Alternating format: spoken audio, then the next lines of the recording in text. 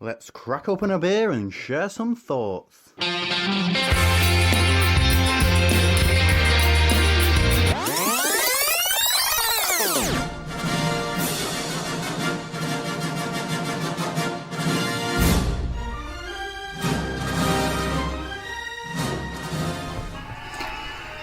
Welcome to Opinions on Film, and this time round we've got a Bond film, The Spy Who Loved Me. So you're going to be full on geeking out for the next 2 hours, aren't you? Oh yeah, definitely. And it's fair to say for this one, I'm probably just going to sit here and drink the beer. You're going to drink beer and just watch a film, aren't you, on a Saturday afternoon? Yeah. While you chat about it. So I suppose we should let everyone first know we've got a beer, unsurprisingly. Well, it's kind of part of the MO, isn't Yes, and this is the Jai High, and however many variants of that name. Hi, so, Jai. Yeah, so the Cigar City and Thornbridge collaboration. So cheers, Steve. The beer that we've both had a few times now.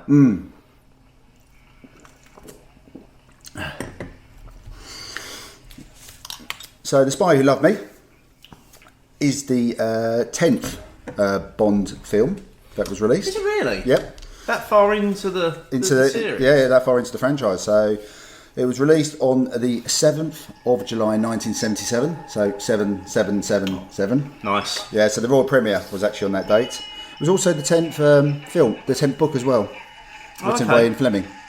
So of the same title, The Spy Who Loved Me. But it didn't originally get published though, did it? Because he didn't like it.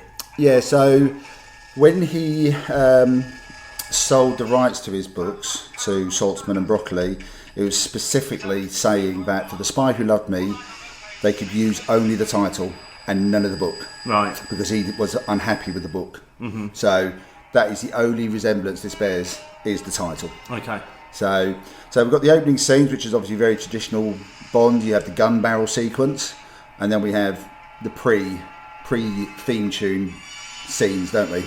Yeah, which is kind of a little bit of ahead of its time, because that's like a thing now, isn't it? Certainly with a lot of TV series will tend to do a little bit, and then the intros, and then you're into the series. Yeah, so this will be setting the tone for the film to come as well.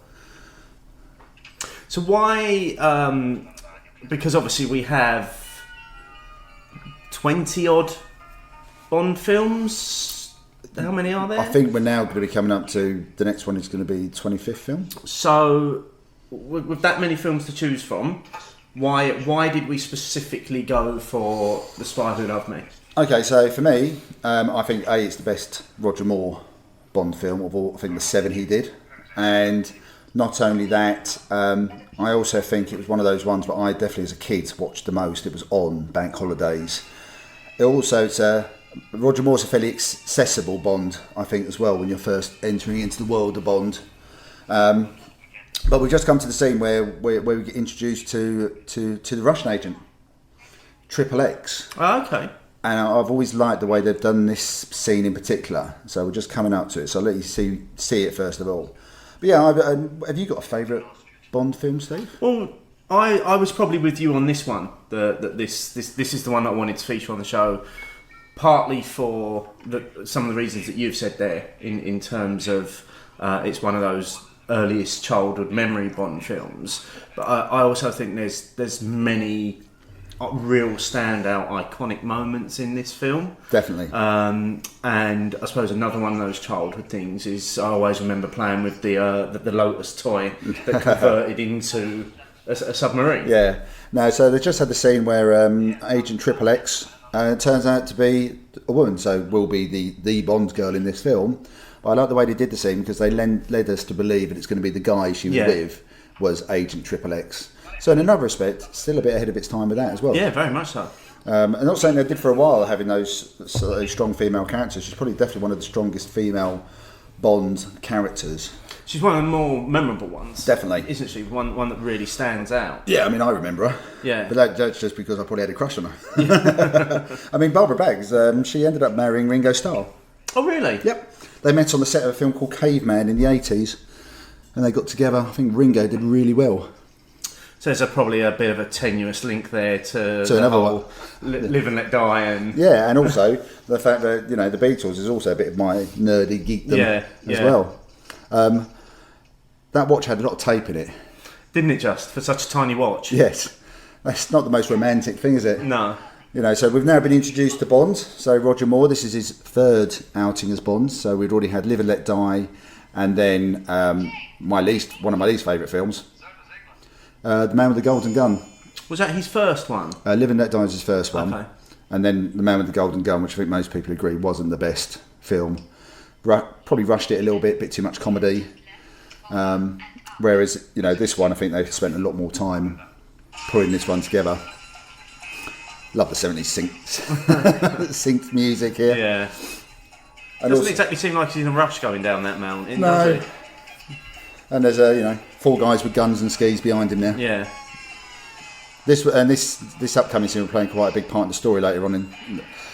I think one of the things you find with some of the Bond movies now is that because we've now got them on high definition, that some of the overlay and the green, what we'd call a green screen, is much more noticeable than it would have been when it was first released in the 70s on a cinema screen. Yeah. Because when this was released, this was never going to be going to video, DVD or downloads. The more you clean these things up, you start to notice those little bits. I think on the whole it probably stands out, but there's a few very obvious moments in the film where they're in the studio. Yeah, and I think there'll probably be some scenes later on with some of the bigger oil tanker scenes and some of that's going to be quite obviously a model. Yeah. So this bit here with his skiing, he's obviously not skiing. Yeah. A lot of the action is taking place, but the bits with Roger, he's in the studio. Okay. And I think you can sort of tell that as well. Nice little backflip. Yeah. Not sure how much he needed to do a backflip. So we're on gadget count. We've got 2 so far, haven't we? Yeah. We've got his little ticker tape wristwatch, and he's just turned a ski pole into a rifle. Yeah. And now, this is brilliant. And the music actually stops here. And this is definitely one of the iconic moments in the Bond franchise, let alone this film coming up. It's a long time for a film to have no sound in it. Yeah, very brave. Yeah. And then you get the iconic Monty Norman Bond theme. Yeah. And the Union Jack parachute. Which was originally supposed to be in a previous film, wasn't it? Yeah, it was supposed to be in there. It was actually George Lazenby's suggestion for Her Majesty's Secret Service, because obviously that was set up in the mountains. Mm-hmm. But they didn't have the tech and the wherewithal to do it, so they used it later on. But what I found curious there is that obviously he's a British spy. It's a Union Jack, but when he says when the woman in the ski lodge says, "But I need you," and he says, "But so does England." Yeah. Really weird, but he says, "So does England," and everything else is about Great Britain. Yeah. So I always found that little bit of dialogue a bit strange. I assume it's probably just a mistake. Someone just didn't think it through. Yeah. Somebody wasn't looking at the continuity there, were they? So I think this was one of the first times also that they've done specially shot scenes to go with the theme tune. Oh, so the silhouette scenes. Yeah. But again, become quite iconic with Bond, don't they? Yeah, I don't think you could probably do a Bond film without them now. So these are the first time they actually did some specially shot scenes that aren't from any other part of the film. Also, it's the first theme tune which isn't actually titled at the same name of the film. Yeah, yeah. So The Spy Who Loved Me appears as a lyric, but doesn't appear as the name of the song. So again, there was quite a few firsts. But a very successful song as well. This went on to become, didn't it? Yeah, one of the more. Traditionally, I don't think Bond's singles, especially in the early days, were actually that bigger sellers. I think probably prior to that, I think Live and Let Die was a pretty high. I think they may have got number 2 in the UK. But a lot of that was probably off the back of it was Paul McCartney. So he's still got a lot of Beatles fans with that one. But yeah, this one went on to have success both in the US and the UK, this song. The first really big one that I remember might have been For Your Eyes Only, which was quite a big that was song. Sheena Easton, wasn't it? And they were really pushing Sheena Easton then. So yeah, this is obviously Carly Simon singing. So I think it's a great theme tune. Yeah, I think it's brilliant.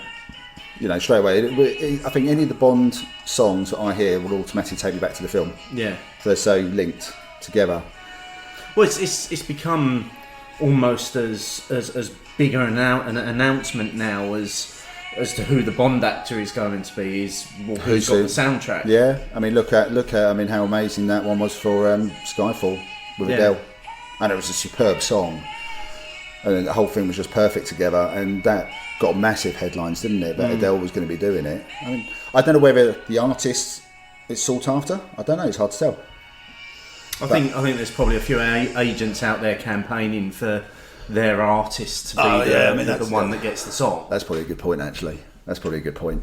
I imagine there's some money exchanging hands as well behind the scenes. But it might also, because if you do think particularly about the last couple of Bond films, that they've gone with fairly big, iconic artists of the time. So they had Adele and Sam Smith. Yeah. You know, that they're big names. Yeah, I think they tend to do that, done that more recently as well. I mean, in the 80s, we had Duran Duran and Aha. Yeah. Who were at the top of their game when they did those tunes for their respective films.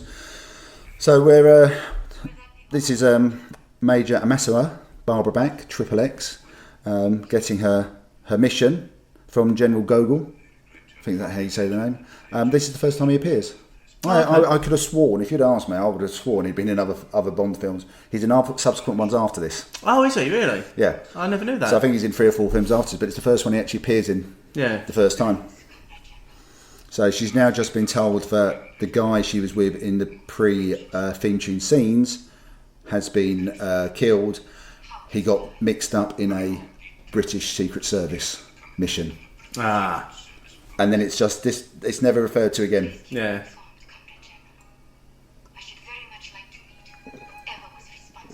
Now that's a nice segue. Even before the term was made, her saying, "I'd very much like to meet the man responsible," and then we go to Bond. Yeah. And it has to be said. Oh, so we're assuming he was one of the skiers that Bond shot? Yeah. I've only just made the link. There's a moment where, probably a little bit of a continuity thing, they've all got goggles on, but when he's shot, the goggles are off his face, and you can see it's the same guy. Him, right. But how the goggles came off his face just by getting shot in the chest is unclear. But obviously we needed to be able to see that happen. So this is when we see Bond as Commander Bond, and I think, whichever of the actors play Bond, they do carry off a naval uniform rather well. Yeah. You think, actually, if I wore that, I would look like I'm going to a fancy dress party. Have they all been portrayed wearing the naval uniform? I don't know. I don't remember seeing Daniel Craig. I don't think Daniel Craig has, but generally they are referred to as Commander Bond when required for the story. Okay. So definitely him and Sean, Roger and Sean, definitely with the Commander Bonds. Can't remember if Timothy Dalton was, but that's the background. Is that he was, or the background generally accepted that ex-naval officer, commander, drafted into the Secret Service. And that background has never really been explored in the films, has it? Is that something that was there in the books? I can't remember if it's in the books, but I think the general background, he was an orphan, which is why he was good for the Secret Service, because no really family. And also, I think it's explored a little bit in the last 2 Bond films with Daniel Craig. But his parents died in a skiing accident, the house up in Scotland, those kind of things were teased out in the last couple of Daniel Craig films. But I'm not sure how much more you need to do about backstory for Bond anyway. I mean, not after 25 films and however many years. It's 62 was the first film. Yeah. So we've survived this long without too much backstory, and sometimes it detracts from the action. They kind of gave it a bit of a reboot with Casino Royale, didn't they? When they brought Daniel Craig in and definitely kind of took it a little bit back to origin Bond story. And made him a bit more rough and ready. Probably a little bit more in line with some of the stuff we'd seen on TV and films like 24 and Bourne, especially. A bit more hands-on as well. So the guy here that Bond's talking to on the naval vessel is a minister, and he goes on to appear in further films as well, because Bernard Lee, who plays M, sadly gets ill and passes away. So obviously he still needs a boss. We don't directly have a new M until I think Judi Dench comes in actually for Pierce Brosnan. Oh really? Yeah. We just have other ministers. Turning up. So are there many, with the exception of Bond himself, Are there many recurring characters during the franchise? I mean, I know Blofeld's kind of been in and out, hasn't he? Yeah, he appeared in a few films, different actors every time. So I think he appeared 2 or 3 times in various films, especially during Sean Connery's time, and then made a bit of a comeback for the last Daniel Craig film. Not convinced it was done that well, and how much it would have meant to other people if you were fairly new to Bond. Obviously, on Bond's side of things, Miss Moneypenny, Lois Maxwell, fairly much all the way through to the end of Timothy Dalton's time. M did a lot. Q was all the way through till Pierce Brosnan's penultimate film. Sadly, he actually passed away shortly after filming, I think. There's an iconic moment in the film where he sort of disappears through the floorway and is sort of saying his goodbyes, and that's not how it was meant at the time, but sadly he passed away in a car accident. Really? Yeah.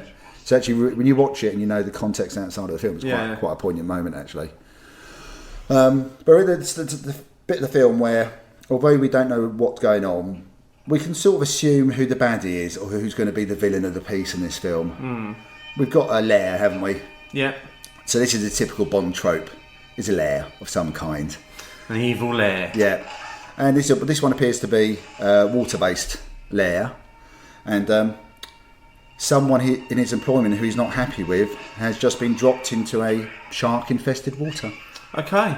Down a rather impressive water slide. Yes, I mean, that bit would have been fun. Yeah. Less fun finding the shark at the bottom. Yeah. Which we're giving, obviously, the impression that this is a shark that's quite happy to eat meat that's delivered to it. Almost a water slide as well that's ahead of its time, because they're quite popular now, those ones where you go into a chamber and then the floor falls away. Yeah, actually, that's a good point, actually. All took their inspiration from Bond. Well, you wouldn't expect anything less, would you? But yeah, so this guy here is a guy called Kurt Geiger. Kurt Geiger, is that right? I think I'm right. He plays a character called Stromberg. Okay. And the other 2 scientists who are leaving his lair are looking a bit nervously at the lift. Yeah, they don't really want to be getting into that lift, do they? No, would you? No, you've just seen what it can do. I'd say stairs, please. He likes his buttons, don't he? Yeah. He's got a little control panel and this incredibly long table. Well, I thought that when we first saw the scene. He was at one end and the poor lady that's now met her demise to the shark was at the other end. Yeah. So I think this is when we start to see the lair in its full glory. Yeah. And I think this is probably one of the scenes you may have been alluding to earlier, saying one of the iconic moments. Moments, but also the model. I think the model work is still absolutely superb when it links back to obviously a studio moment. Back to that. I mean, the set was purposely built at Pinewood Studios for this film. Oh, really? Because the set wasn't big enough for what they wanted to do, so they purpose built the James Bond set at Pinewood Studios, which survived until the mid-80s, when unfortunately it was burned down. There was a fire at Pinewood Studios. Oh, shame. Yeah. I mean, I still think it, looks amazing. Henchman. You can spot a henchman, can't you? Henchman alert. 2 henchmen. Oh. And look. Jaws. Probably one of the most iconic Bond villains ever. See, I class him as a henchman rather than a villain. So I class Stromberg as the villain. Okay. Jaws is the henchman, because Jaws is doing it for someone else usually. So best henchman? Oh, I would say so. The fact that he made a return. He was in 2 films, wasn't he came in the film after this, which was Moonraker. Richard Keel is the name of the guy who plays Jaws, and I think his height is about 7'6". Yeah. But obviously the metal teeth we see him wearing for filming, he could only really wear them for about half a minute before it got too painful. So those scenes must have taken quite a while to shoot. Yeah. So it was a half a minute when he could flash his teeth, and there's a few scenes where he does flash his teeth, so it's part of his MO.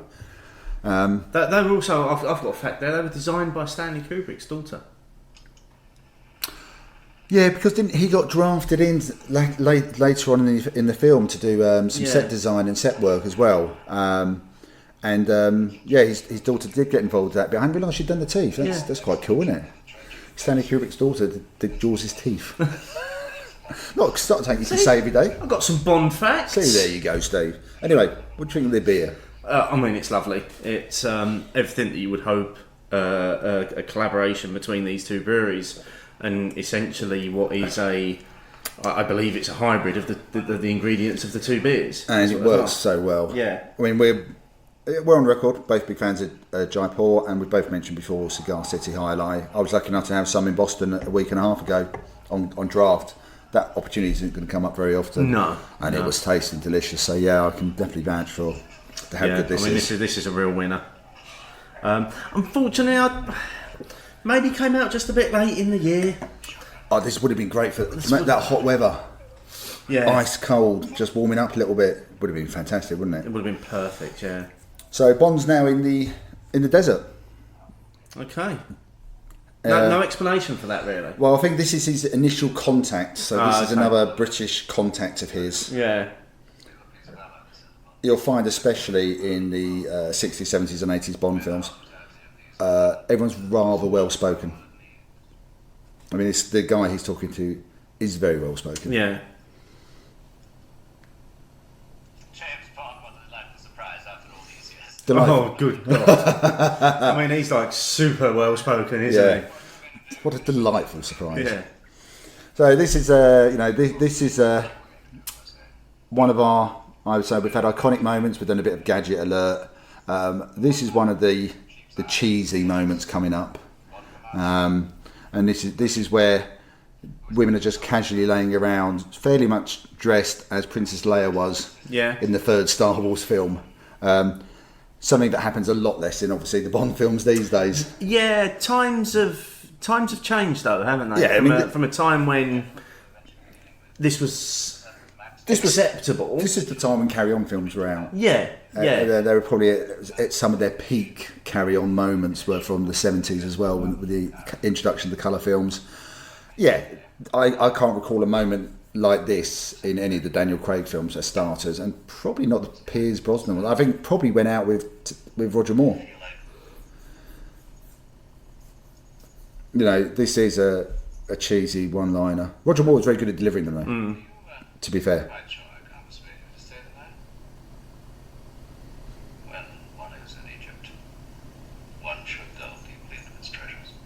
Corny. Should delve deeply into his treasures. So corny, and just wouldn't appear in a film today. No, just wouldn't appear. And the same reason you can't have carry-on films now. But Bond still delivers the one-liners, doesn't he? They're just more politically aware now. Yes, aren't they? In terms of what it is he delivers.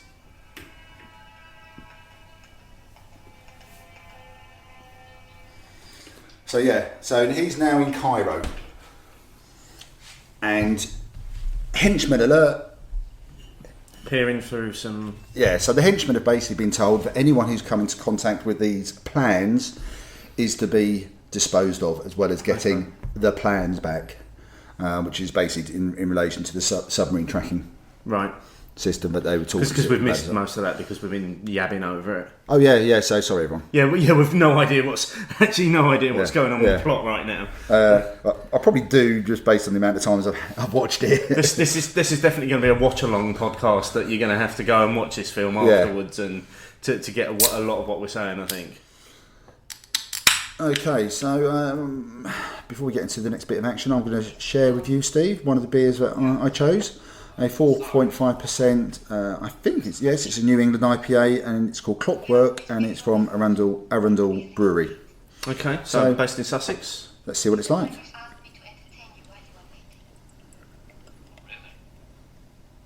I'm wondering already though, based on the profile of the first beer we had, which is quite hoppy, it's quite resinous, it's got a very bitter finish. We've dropped down a couple of percent in terms of the ABV, and we've gone to a New England style. I'm just wondering if maybe it's going to suffer a little bit because of that. Because of the first beer, yeah. But we were so keen, I think, to have the hops from. Because we're obviously just back from drinking lots of stout. Yeah. See, corny again. Right, so this woman has been in the film for about a minute. Yeah. And it's kissed Bond for about 5 seconds. And are we assuming there's no backstory there, or she's just literally saw him and been completely bedazzled by him? Well, in a moment you'll find out just how bedazzled she has become with Bond.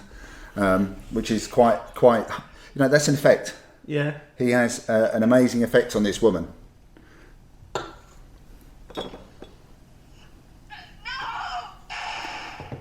She basically sacrifices herself and takes a bullet. And then he just throws her limp, dead body to one side. Doesn't even check whether she's dead. No.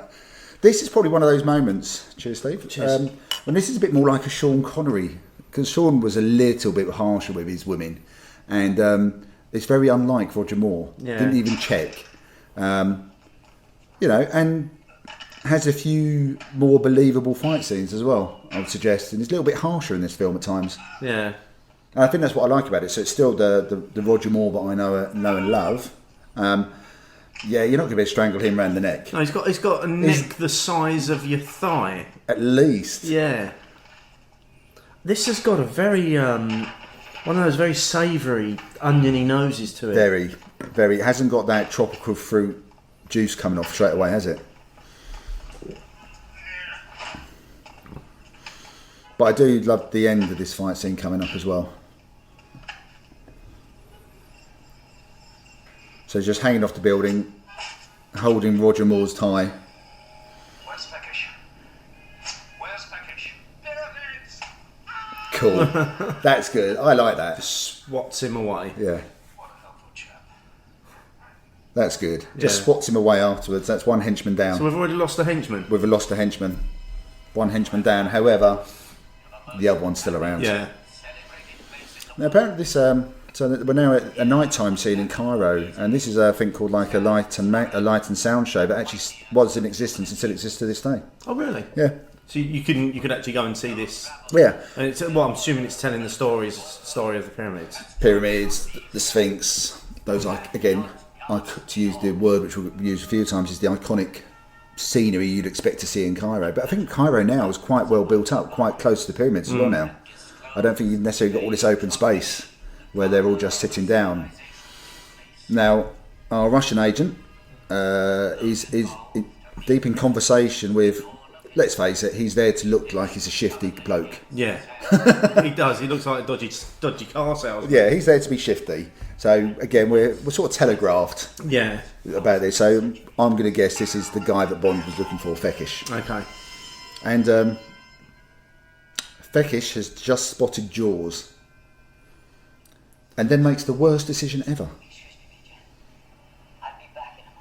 He decides to leave the side of the Russian agent. Why would you? Why would you leave essentially a crowded space to go and hide and Make it easy. Yeah. So, Bond has spotted this. He's going for a bit of a wander. And Jaws now has an opportunity to track Feckish alone. Yeah. Whereas before, he could have sat beside the top Russian agent in a crowded space, as you said. And waited for the entire crowd to leave and maybe got lost in the crowd. Yeah. Instead, he just made it easy for him. Yeah. This has always been a ridiculous bit for me. I mean, it's still a well done scene. Yeah. But you're thinking, why? And also, we need to address the 70s fashion. Yeah, suits weren't good back then, were they? They really weren't.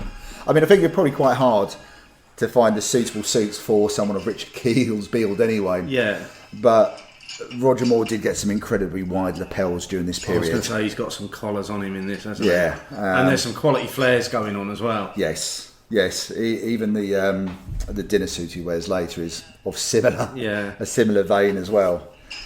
How's the beer going down? I'm a bit unsure at the moment. I mean, I'm still getting the savoury nose on it.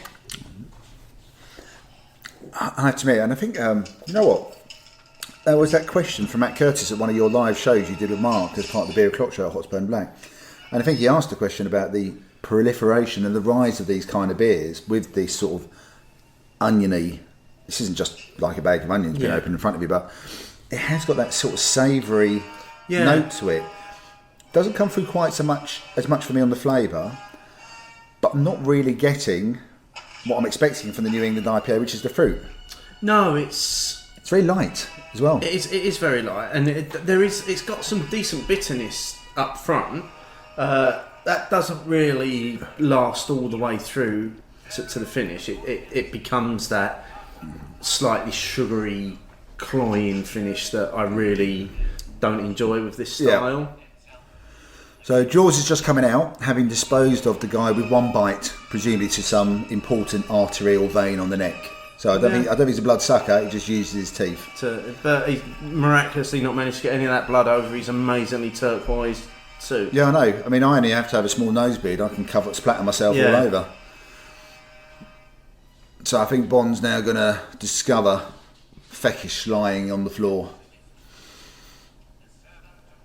So the lighting, I think the lighting's done really well on this as well. Yeah. It makes it very atmospheric, doesn't it?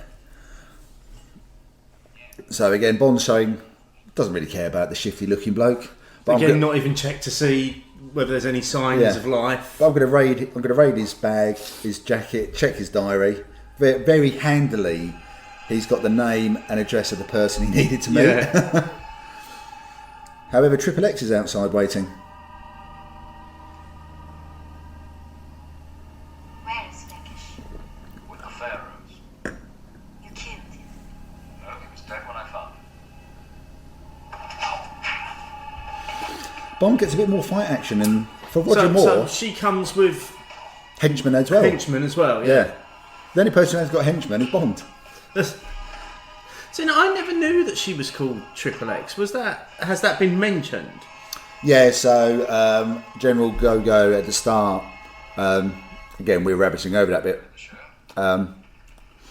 says, where is our best, I'll get our best agent onto it, and then phones through to his version of Moneypenny, where is Agent Triple X. Ah, okay. At the People's Rest and Recuperation Centre. Yeah.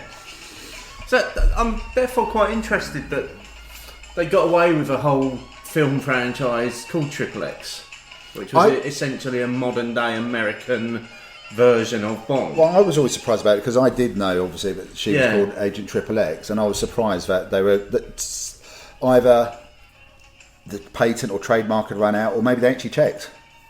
What an unexpected pleasure. Welcome to the How I'm going to have to say it because there's no point in not saying how amazing does Barbara Bach look as she comes into the Max Calber Club in that black dress. Yeah, she would certainly turn a few heads if she walked into to a room. Good God, would she ever? I mean, I personally think she is one of the most attractive Bond girls, but I think also because she's been built as a strong character as well. the carnival drugs. For the gentlemen, vodka martini, shaken, not stirred. Is this them just proving that they know about each other? Exactly. Basically, they've read up on each other's profiles. So It has done so on numerous there's a very interesting moment coming up here. married only once. Wife killed. So, a couple of things there. She ordered his drink, vodka martini, shaken, not stirred. Roger Moore's Bond never ordered that drink. Had it, but never ordered it himself. He particularly didn't want to do that because it was shut to Sean Connery saying. Oh, really? Yeah. And this is one of the few times, might be the only time, where on Her Majesty's Secret Service and his marriage to Tracy, where she got shot dead at the end, it's referred to. Oh, okay. She actually refers to it. So it sort of put to bed as well that whole conversation about whether 007 was just a title that's passed down or whether this is just the same person played by different actors, referring to his dead wife, and Roger's reaction to it, I think sort of proves that this is the same. It's the same agent. Yeah. So that was an interesting little bit of dialogue, and also one of those probably a moment when Roger was able to do a little bit of sort of acting, I suppose, as opposed to being Bond. Yeah. That slightly sensitive side that, again, these days is required of nearly every lead actor or actress, is to have some sort of sensitivity, isn't it? Not something you often see with Bond. In the old days, sensitivity wasn't really a prerequisite. No. You forgot your drink. And we're getting another corny and cheesy line coming up. Just giving you fair warning. Competition, Mr. Bond. But I said, I fancy you'll find the latest figure hard to match. I think you'll find the lady's figure is hard to match. Because they're going to have a little bit of a bidding war for this, presumably, film. Okay. These days it would be in the cloud or something, or the dark, that'd be or a the dark USB web, pen, wouldn't Yeah. it, or something. So, but this was obviously tech at the time. That's something that has been particularly iconic with Bond through the ages. Is they've always included what seems to be the latest tech or the latest car, Or future tech almost. Yeah. And there was a few examples of that later on, but isn't this good? They've been able to build a scene around the fact that this guy's had to take a call and therefore has had to get up and go to where the phone is. Yeah. The phone hasn't come to him. He's had to go to the phone. And, he's just met Jaws. Oh dear, well, that's not going to end well for him then, is it? No, I suspect it's not going to go brilliantly. So he's handing over the film to him. Job done. However, there was obviously part 2 of the henchman's job detail, which is dispose of anyone who's come in contact with it. He's come in contact with it. Goodbye. Lights out.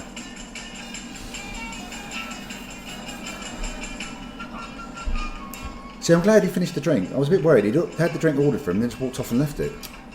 That always bothered me. Even when I was younger, that bothered me. Yeah.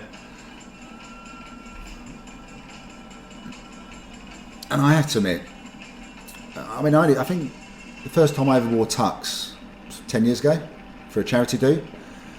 In my head, I'm Bond when I've got a tux on.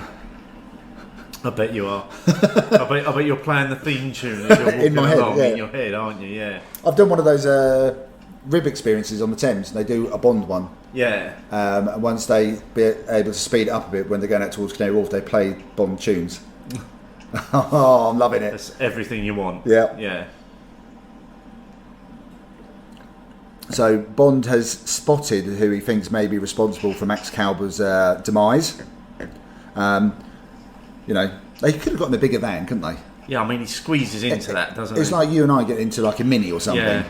So he's got an old... An old Mini, not a Mini not now. a Mini, because they're enormous. Yeah. But effectively this is a Ford Transit, by the looks of it? That kind of... Precursor to it, maybe, yeah. Yeah, because we were already starting to get product placement in the Bond film. So the first couple of Bond films, they had to go out and get stuff.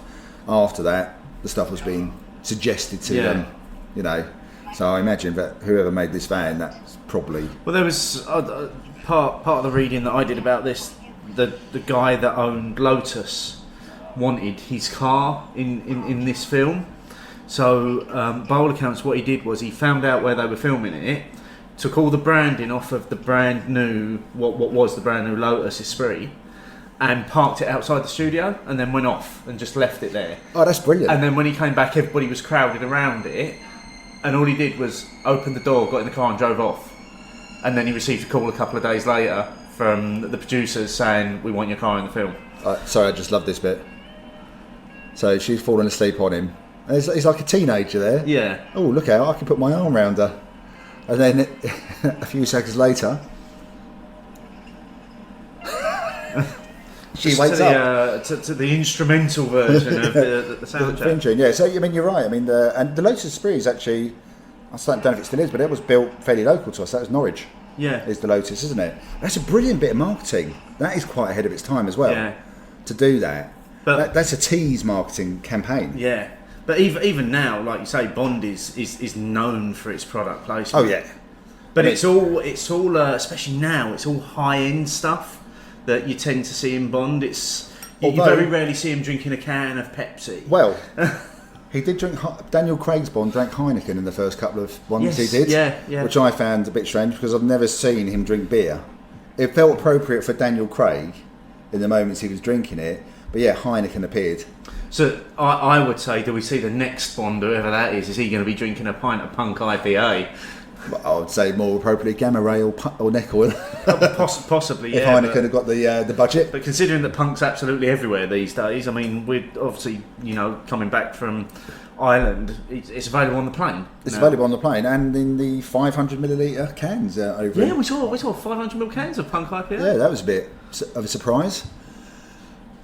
So they've been dumped at what appears to be some old temple ruins, the sort of things you would definitely expect in Egypt. I think one of these, they filmed in two different places for whatever reason, on opposite sides of the Nile.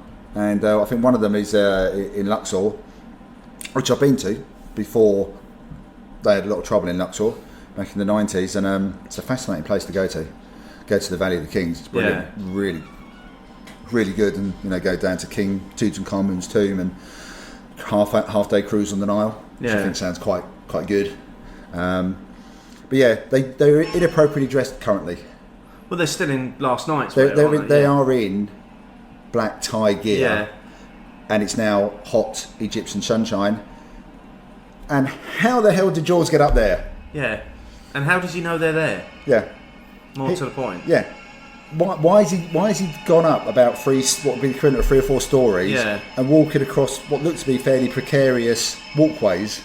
And that's clearly him and not a stuntman, because he's got a very particular walk. Yes, because of his size. Yeah, I mean he did have a stunt double for some of the stunts and stuff. I don't know whether this would be classed as a stunt. Probably these days it probably would not be so for much. health safety, Well, but maybe not then. No, that would have hurt. Yeah, that great big lump of rock.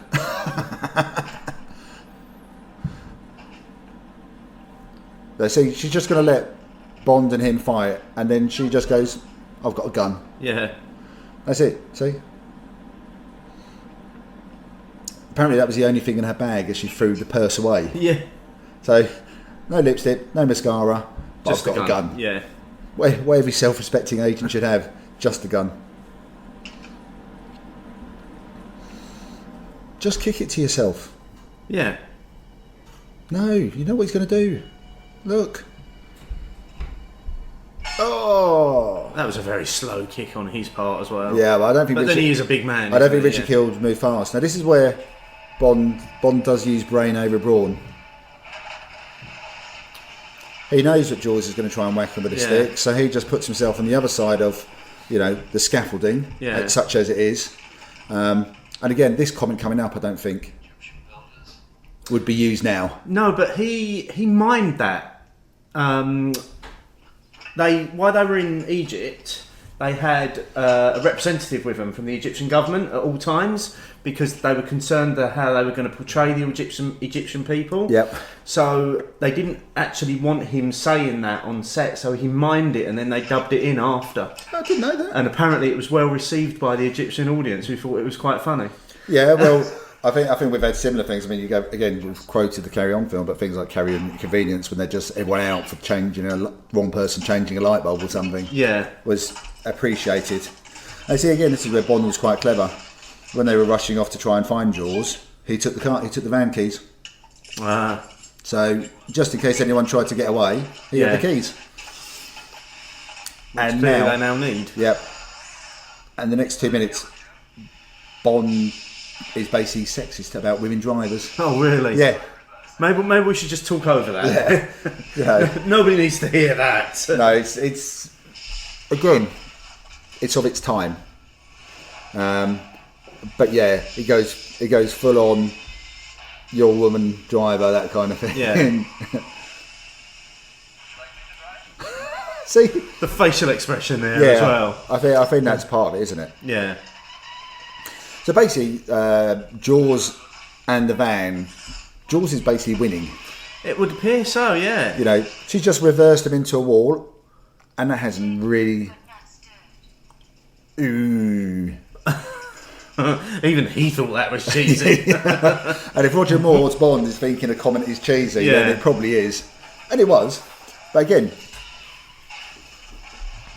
Bond girls didn't really get those lines. So is she what you would consider as the Bond girl in this? But surely she's portrayed almost as his equivalent. Oh, she's definitely portrayed. There's very few bits where she's not matching up to him.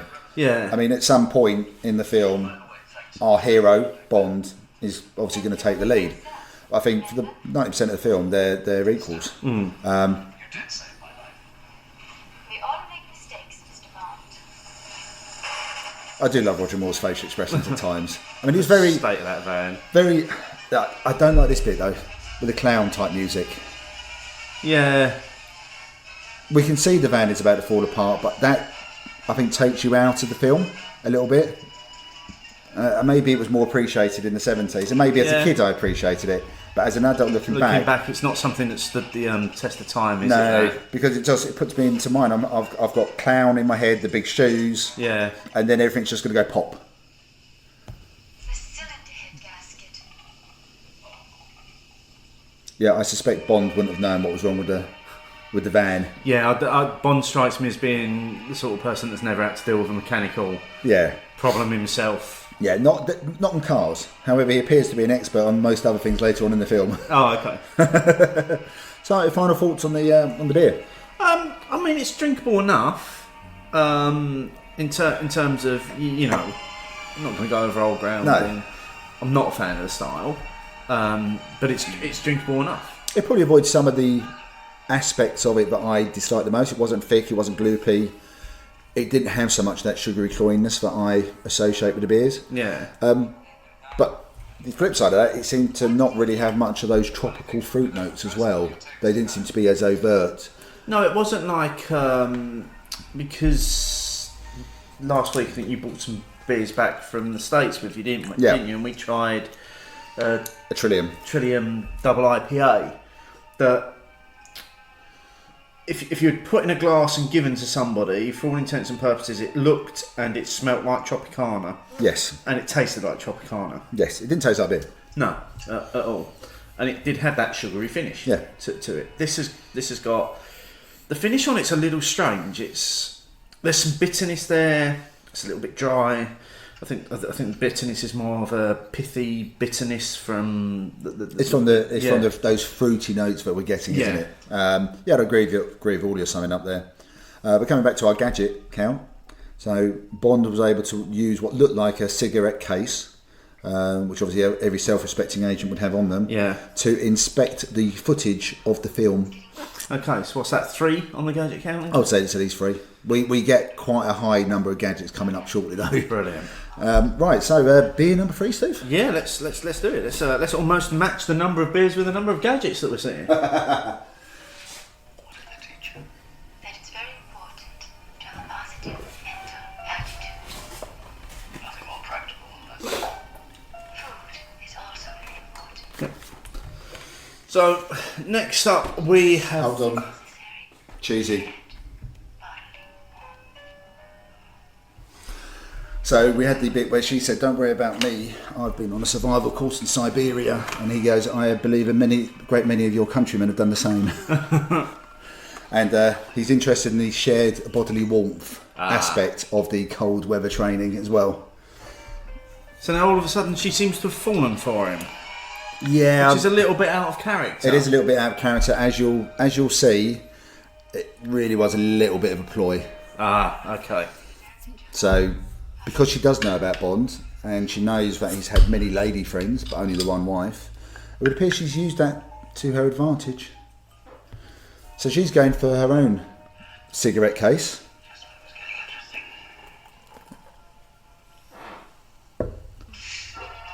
Oh, gadget. Yep. That's number 4. And she's used one of her gadgets and basically drugged him. So she's blown something into his face. Yeah. And he's going to wake up in the morning on a boat, still wearing the suit from the night before. Okay, so he's had that on for what, 2 days now? Yeah. So effectively, Bond is about to do the equivalent of the Walk of Shame. Brilliant. Isn't he? Yeah. And yes, of course she's taken the film. Yeah. See, no, he's Egyptian as well. So he may not have known about the blown gasket head, but he can speak a little bit of Egyptian. And basically now he's going to get laughed at.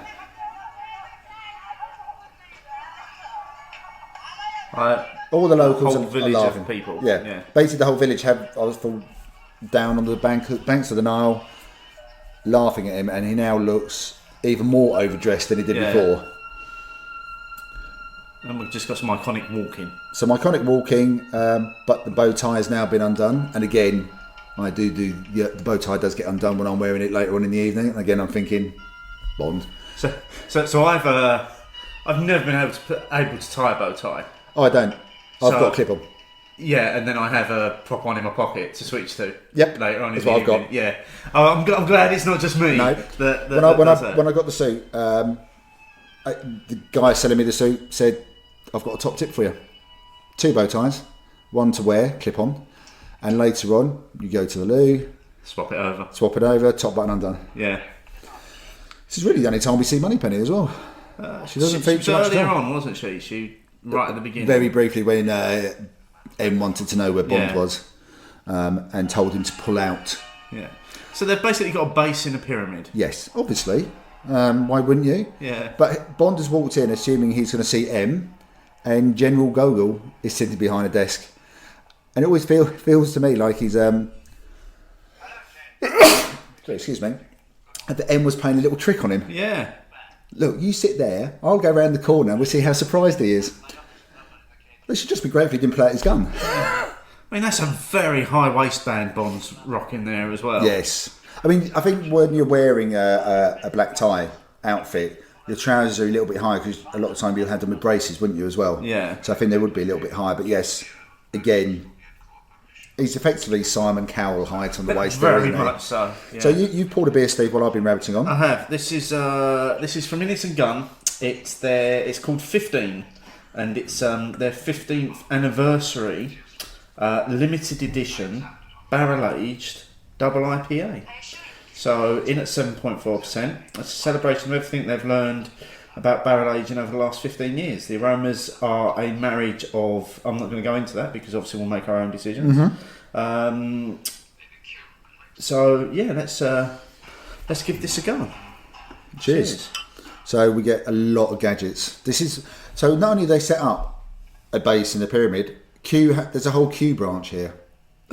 So the Q is the name of the branch that does the tech for MI6, and so the guy who plays Q, it basically became a nickname and stuck. Okay. It's Q branch. It's his actual name is Major Boothroyd.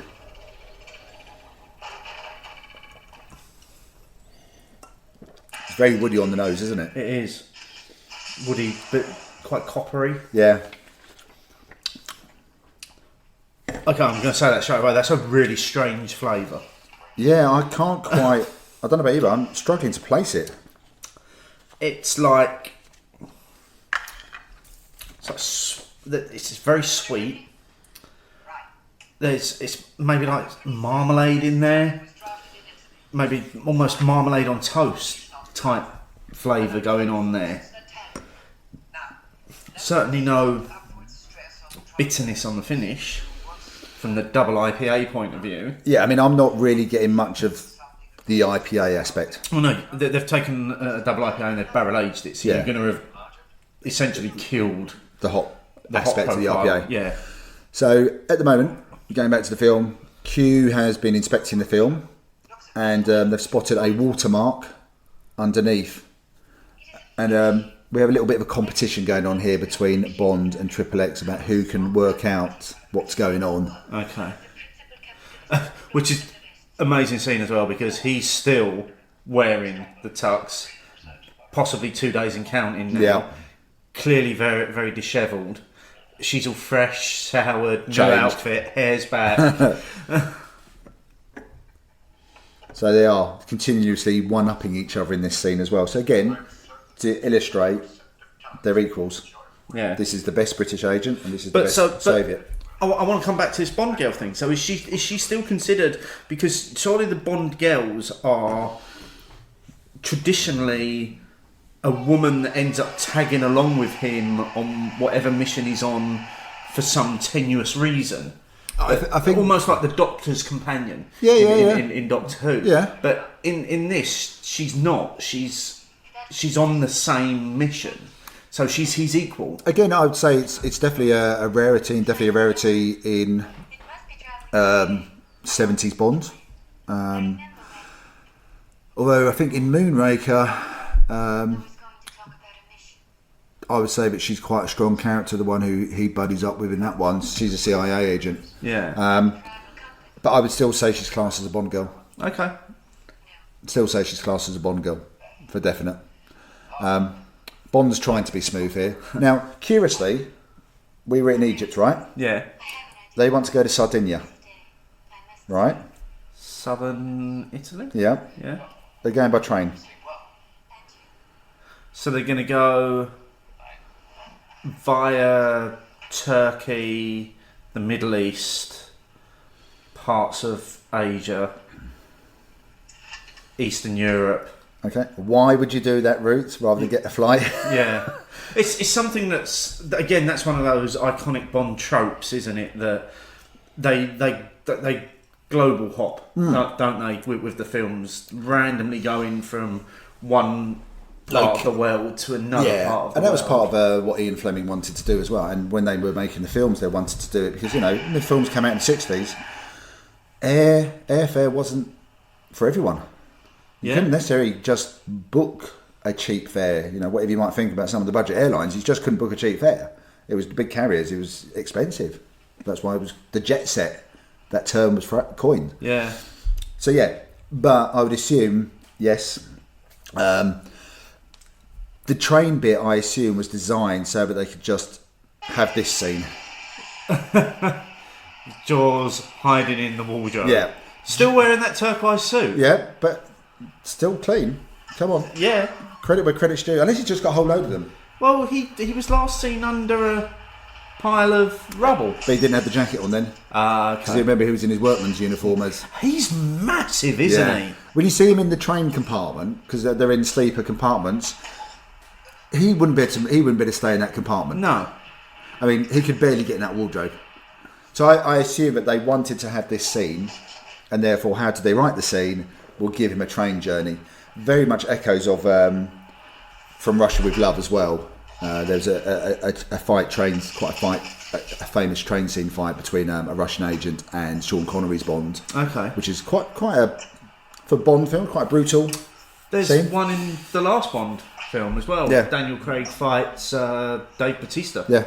On the train. Yeah. So it's a bit of a trope. You Yeah. can use the train journey thing, but in practical terms, you wouldn't decide to go from Egypt to Sardinia by train. No. Not if the fate of the world was hanging in the balance and you've lost a couple of nuclear submarines. Get as quickly as possible. Also, I've just realised, in terms of those two locations, they're separated by a very short stretch of the Mediterranean Sea. Yes. You would go by plane, it probably isn't that long a journey. So go by boat, even. There isn't a direct train route. Yeah. And fortunately, it wasn't filmed in England, otherwise they'd be on buses anyway. Yeah. I mean, this man just doesn't die, does he? No. He's now been lobbed off of a train. And then he just does up his tie, Yeah. dusts himself down and walks off. He just dropped in for a quick bite. Roger does deliver them well. Yeah. He dropped in for a quick bite. So this was Roger Moore's Bond plan all along. How do I get the Russian agent into my compartment? Yeah. He's had to have a life or death experience to do it, but it appears to have worked. Keeping up the drugs. So he's back to that bodily warmth thing, you see. Yeah. Keep out the draft.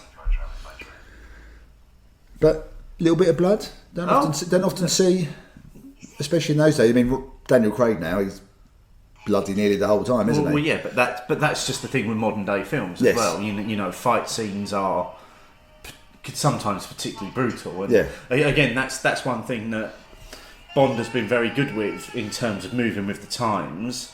The way the films are portrayed are with the modern Audience in mind. Yeah. You know, you expect now. You'd expect Bond to get a good kick in and not get up. Yeah, and look like he's had a good kicking because effectively that is still only one small part. Yeah. There should be some more evidence that he's had a fight. Yeah. See, corny. What can we use for a bandage? Your night dress. And now we've got this little romantic scene where they're on a horse and cart, presumably in Sardinia. And again, it's a stark change of scenery to what we previously saw in the desert. Oh, big time. There's lots of colour now in this scene. It's a whole different portrayal, and this could be a bit more modern times. Yeah. This scene as well. Apart from his suit, there's a lot of beige. Yeah. And she's got matching luggage. I was just about to say, this is the scene where we first see the car, isn't it? So this is where we see the Lotus Esprit that you referred to earlier. After this film, Lotus ended up with a 3-year waiting list for Because people. of the popularity of people wanted that car.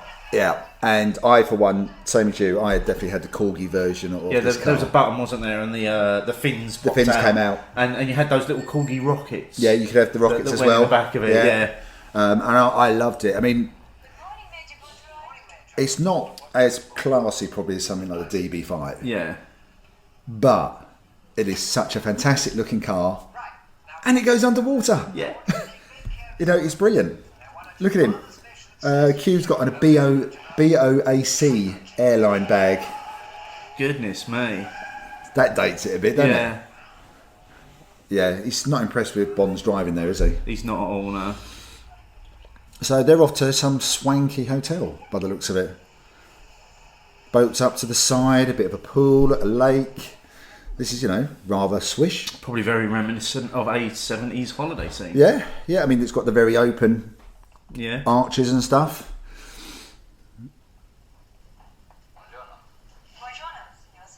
Now, the actress who plays the receptionist, I had to check, but I was fairly confident. She was in quite a few Carry-On films. Was she? Yeah, she was in quite a few Carry-On films.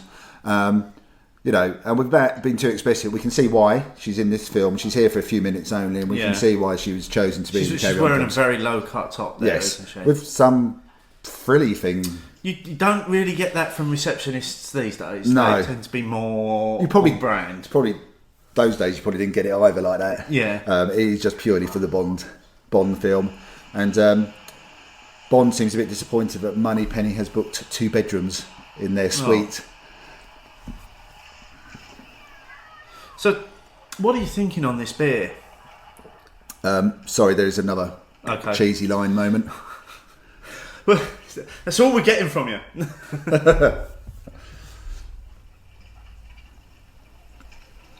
Mr. Sterling, Yes? I'm Naomi.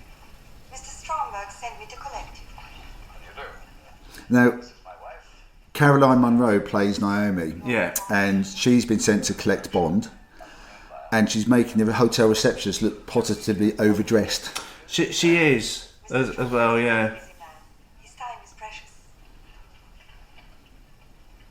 So she doesn't appear in the film. Such lovely. Come on, that's another corny line. Shocking. Handsome craft, such lovely lines. He's getting some really evil looks from Triple X. Yeah. She's not happy about She's thinking, this, look, we is she? just spent the night together, Yeah. and you were quite clearly looking at the other woman here. That's a husband and wife moment. Yeah. There. But yeah, final thoughts on the beer. Well, I've been drinking it, and it's grown on me a bit. But I don't know what it's trying to be or what it's trying to do, No. or why.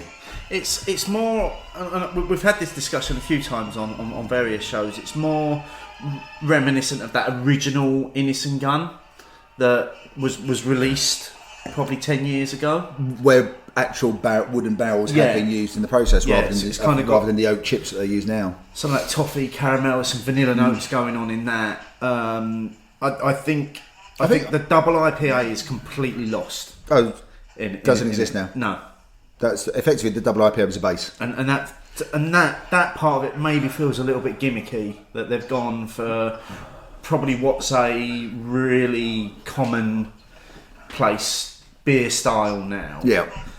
Mr. Stromberg prepared And they've brewed a double IPA and then they've put it into barrels. It is an odd one. Yeah.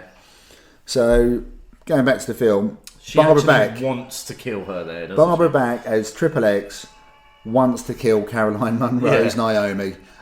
Interestingly, Caroline Munro was actually lined up to be a Doctor Who companion. Was she? In the fallow years, when Doctor Who was no longer on TV, there was many a rumour about Doctor Who movies, and obviously we did have one in the end with Paul McGann in 1996. But they had planned another one, and Caroline Munro had actually been cast as a companion. Oh, okay. Now, again, she would have been a very attractive companion and would have been slightly different to some of the other companions we've seen down the years, but because she has appeared at Doctor Who conventions just off the back of that. Yeah. So she hasn't actually appeared in Doctor Who. She just almost appeared in Doctor Who. And that's enough for her Yeah. to be. Yeah. Plus, if you're going to a geeky convention, you almost appeared in Doctor Who and you were in Bond. Well, that's ticks a few boxes, Yeah, doesn't it? yeah. That'd be enough for me. Yeah.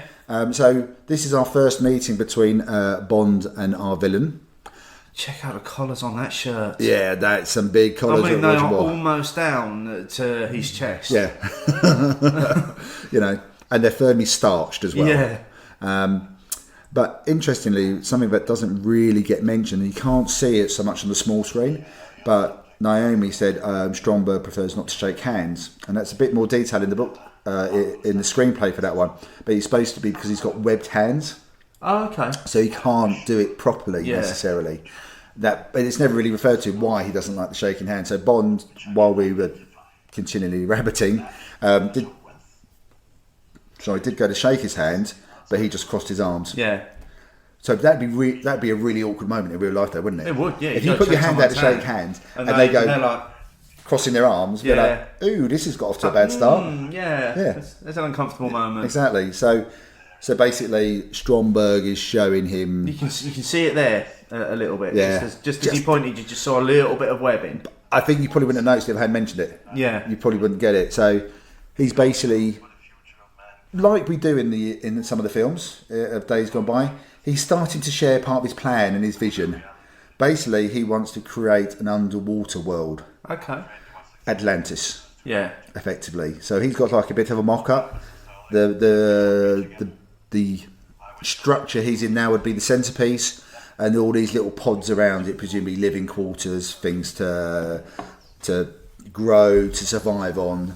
It's the only way for mankind to survive. Yeah. So he's already sort of done a bit of an info dump here, which makes it nice and easy for us. Yeah. We know what his motivation It's is. always nice when the villain reveals their plans for you. Interest.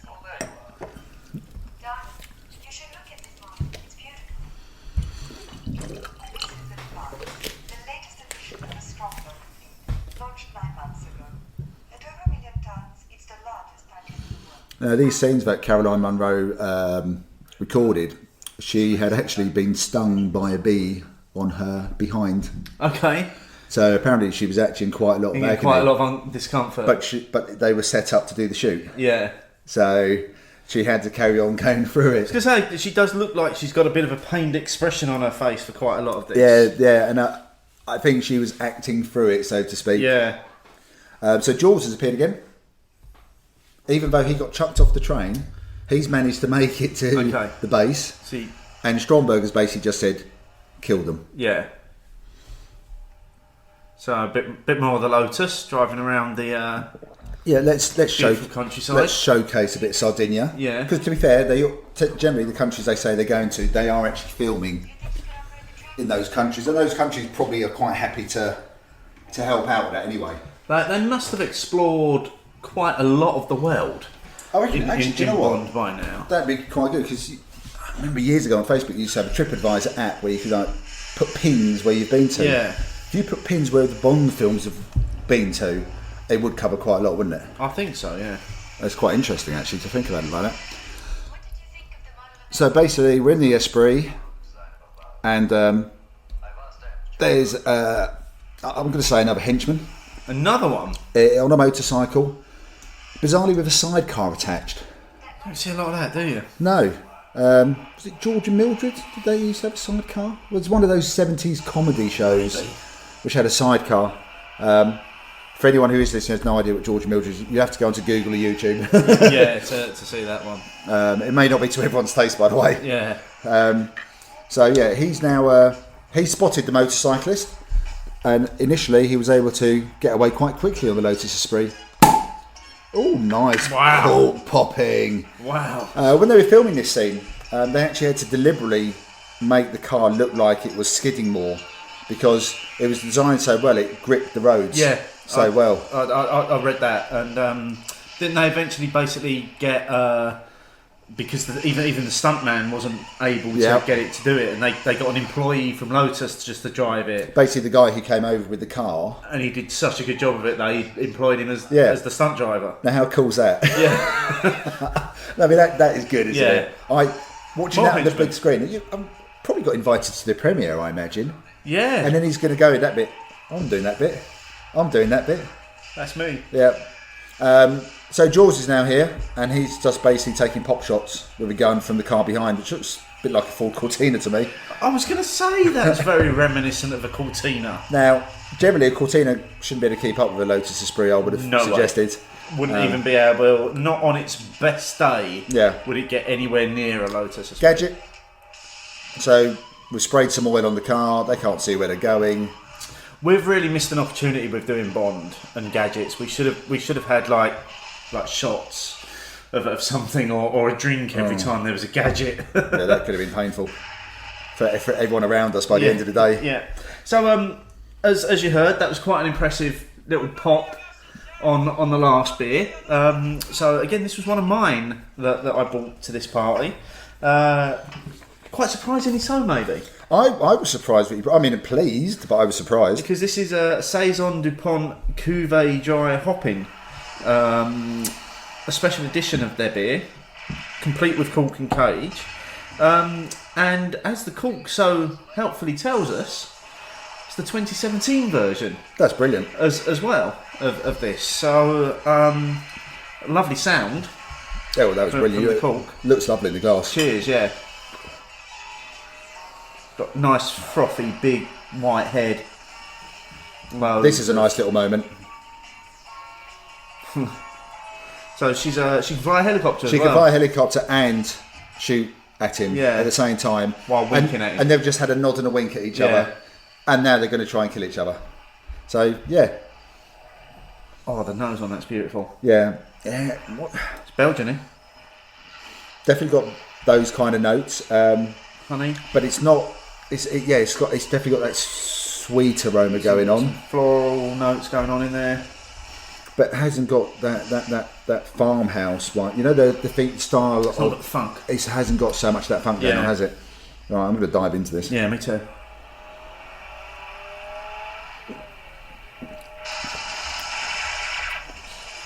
Oh, that's lovely. That's so clean as well. A little bit of orange. Definitely orangey notes coming through. Dominated by orange. Yeah. A little bit of maybe lemon zest on the end there. We've got to stop talking. Yep. He's just driven the car into the water. Yeah. And he's pressing a load of buttons. And things are happening. So the wheels are now being hidden. So you presumably pushing out any air and water. Yeah. The fins have come out. We have now got an amphibious craft. Yeah. Not only that, Brilliantly. he's underwater. We said goodbye to an uninvited guest. And he's got a little, it's almost like an early Space Invader machine coming up. Almost feels like Atari developed this bit. There we go. Joystick, missile, helicopter, Naomi, gone. Yeah. That's it. Didn't they had a number of models for this as well, didn't they? In its various stages, because obviously a car can't turn into a submarine and go underwater. No, because let's face it, Well, not back in the 70s. there'd be a lot of water would have been getting into that car already anyway, the way we saw it. Top Gear once did an episode inspired by this, didn't They did. They ended up managing to get, I think it was Jeremy Clarkson's pickup truck. All those Basically, trucks? it was like coming up the beach in Calais. Yeah. It wasn't obviously as high tech as No, but we're led to believe. it was this The scene submersible, that inspired that. Because they would all have watched it as a kid as well, Yeah, wouldn't they? yeah. And you would be inspired by it. So now we've got some sort of underwater music. They're inspecting Atlantis. They want to have a little bit of a closer look at it. I mean, that does look quite cool still. It does. You know, Yeah. the underwater scene, the car looking in, and basically they're looking into the. Makes it look enormous, actually. Yeah. Presumably they're looking at some version of the globe. Doesn't look quite right from here with the countries, but Well, because that's a warped, isn't it? Because they're looking out of the car through water into a warped window that's possibly very, very thick because it's underwater. more henchmen. And he's no end of henchman, this guy, has he? He's obviously very wealthy, so they mention henchmen don't come cheap. No. Expendable, though. Yeah. So we get this theme, which I think is actually titled like Bond 77. Oh, okay. So it's actually got its own title. Some of this music, which is, I would say, of its time. and appears Yeah, mainly very in much this so. film. And I think it is titled as Bond 77. When this sort of theme appears, it appears a few times during the film, like during the ski chase, this bit, it's got that feel to it. It's still got elements of the original Bond theme in it, but it's been played around with, etc. But again, that's something they've done over and over again, isn't it? They have music within the film that always has elements of the Bond theme. Yes, definitely. And every now and again, you obviously get the Bond theme coming up as well, which I still love. I mean, the Bond theme is such a recognisable tune. Oh, without a doubt. Now, let's assume that MI6 have developed this. A missile underneath shouldn't cause it to spring a leak. That's a design flaw. Yeah. You know. But suddenly, Triple X is now pressing the buttons. Yeah, she's worked out what the buttons do. You know, she's worked out where the landmine is as well, and very successfully too.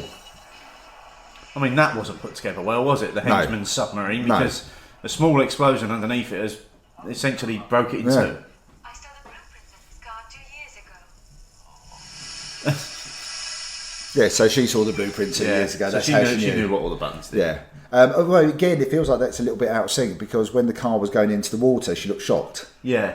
She should have known. Yeah, she would have known. Yeah. Fully prepared for it. I know what you're doing. Yeah. Again, this scene is quite iconic as well, with the Lotus Esprit coming out of the water, basically onto the beach. Yeah. The little kid there pointing is Richard Keel's son. So that's Jaws' Yeah, son, Jaws' son in real life. So took the family to Sardinia on the set. Why not? Have a bit of a holiday. Great scene. Yeah. Fella swigging from a bottle of wine. And he appears in the next 2 films doing exactly the same thing. Oh, really? He appears in Moonraker and For Your Eyes Only.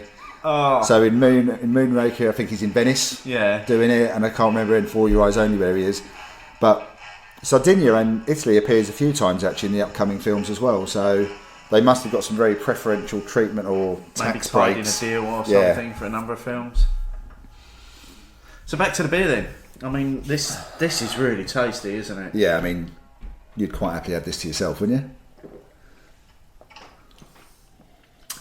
Yes, I would actually. Even being a Saison, I would very much have drunk that bottle myself. I mean, there's various iterations. I mean, this, like I said, but the Saison Dupont, the beer we know, not the cage one, but just the normal, is a fantastic example of that seasonal beer, but how it was originally created to be. You know, created at a certain part of the year, so that when they're doing the farmers are doing the harvest, they can bring it out. Yeah. And you can see how this would quench your thirst. Oh, without a doubt. I mean, you do get the characteristics of the original Saison Dupont in that. It's all just a little bit smoother. Yeah, it's rounded out a little bit more. I'm trying to find the 8. It's 6.5%. Is that what it is? Yeah, It's fairly light. it's an easy drinker, Yeah, isn't it's it? very light. So, I think Roger looks quite cool in black. This is probably one of his better outfits because you don't see the collars quite so much because everything's black. We've dropped the beige. She's wearing the sort of beigey look. Yeah. Now, Oh, this moment here.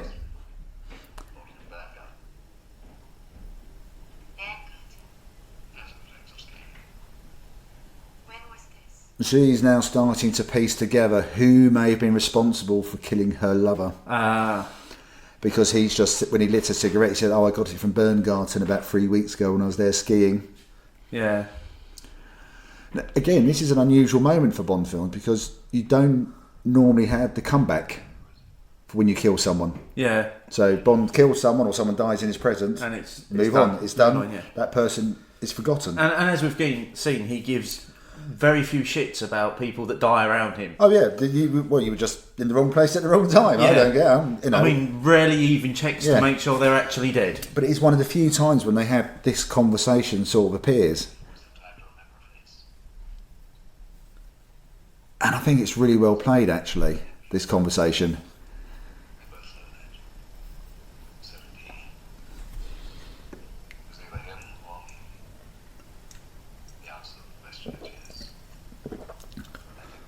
Surely that has to go down as an awkward moment now. Yeah. Because we've now possibly, these two have moved into some sort of relationship, haven't well, they? they've got an emotional connection because of the physicality. Yeah. And basically, she's just found out the man that she did love previously, who had died as part of a mission. Who she got over very quickly. Yeah. This is one of those moments where the backdrop doesn't look quite so good. Yeah. I love the way that they're being winched out of a helicopter together. Tied together, and Bond's just sort of grinning. Bond's chuffed about it, and she's like, I'd rather be anywhere else than here right now. So, credit where credit's due, she's going to see out the mission first of all, and then she's going to kill him. Okay. Again, this is another moment which probably wouldn't happen now either.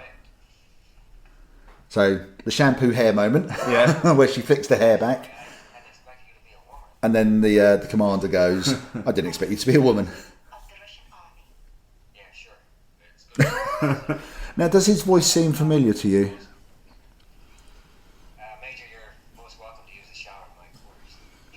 Were you a Thunderbirds fan as a child?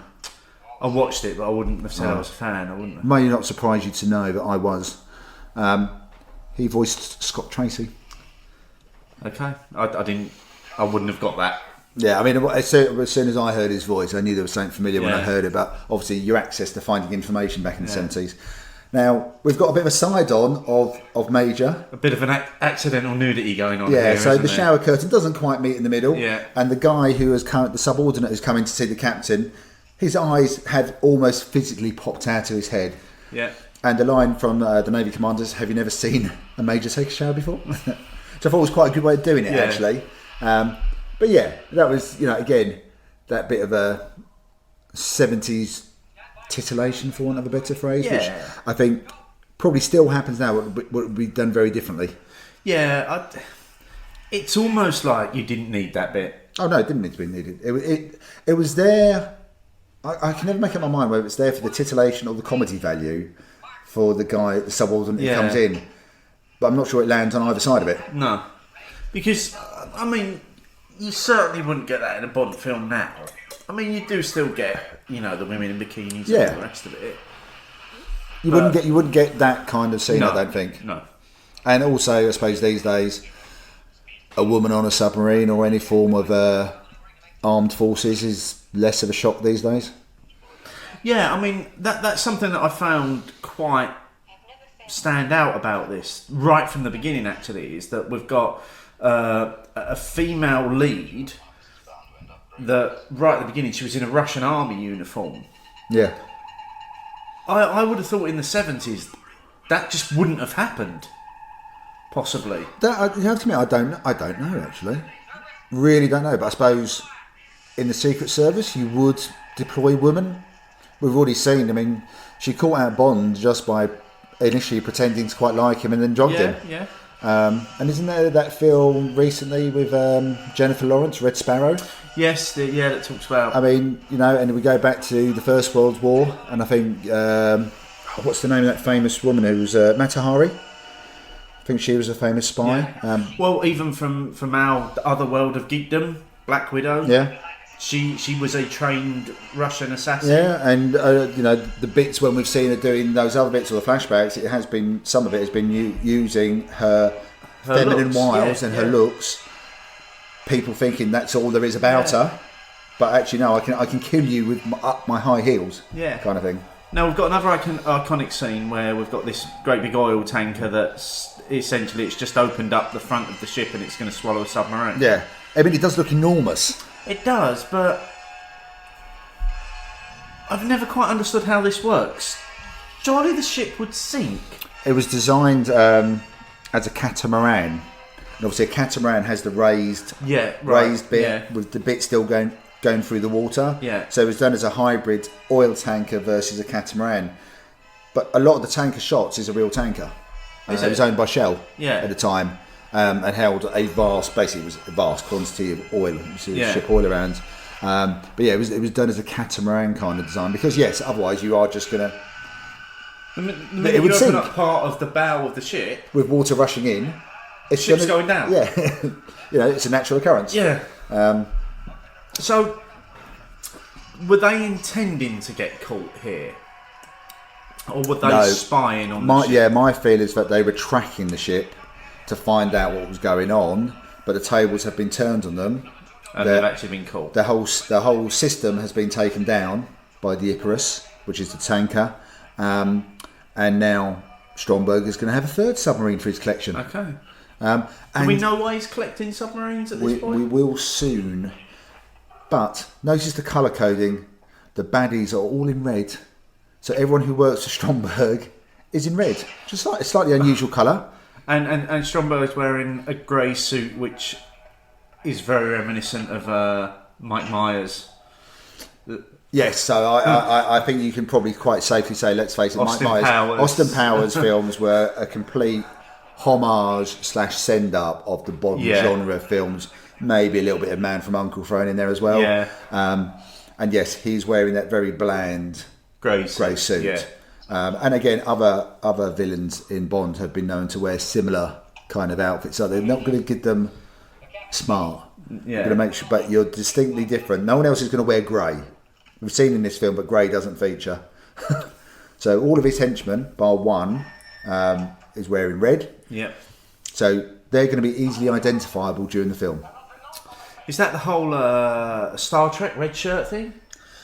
I've always thought that in the Bond films, it's to make sure it's, again, nice and easy when we come to the climax of the film, that who are the bad guys and who are the good guys. Basically, we've colour-coded them. Okay, so we know when the red ones are falling all over the place. The bad guys are losing at that point. At the moment, the bad guys are well on top. Yeah. Because you couldn't have them in dark, which is often what they would be, because of all the naval uniforms being on display here. Mm-hmm. And somehow they're going to try and keep Triple X not hidden and not noticeable, but she's a woman. Yeah. So she's done that classic trick of putting her hair under a cap. Yeah. Who thought that naming it the USS Wayne was a good idea? No idea. No offence to you, Wayne, but I just wouldn't name a ship after you, mate. That's a strange one. Do you remember those type of cameras?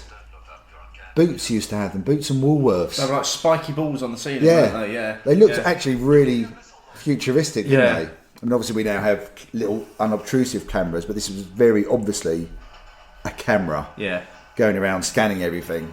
And again, does play it's there for a plot. It's a bit of a plot device later on as well. But yeah, see, Stromberg, gadgets, little screen, buttons. He loves it.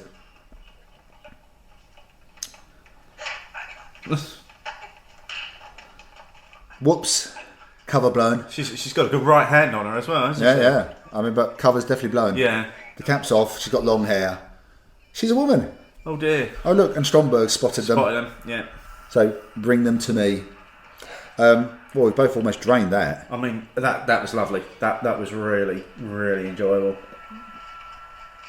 So obviously, now as Stromberg had ordered, Bond has been taken with Triple X to see him. And going back to the thing I said earlier about everyone being in red, it's quite clear who are the baddies and who are the good ones, because they've colour coded it for us.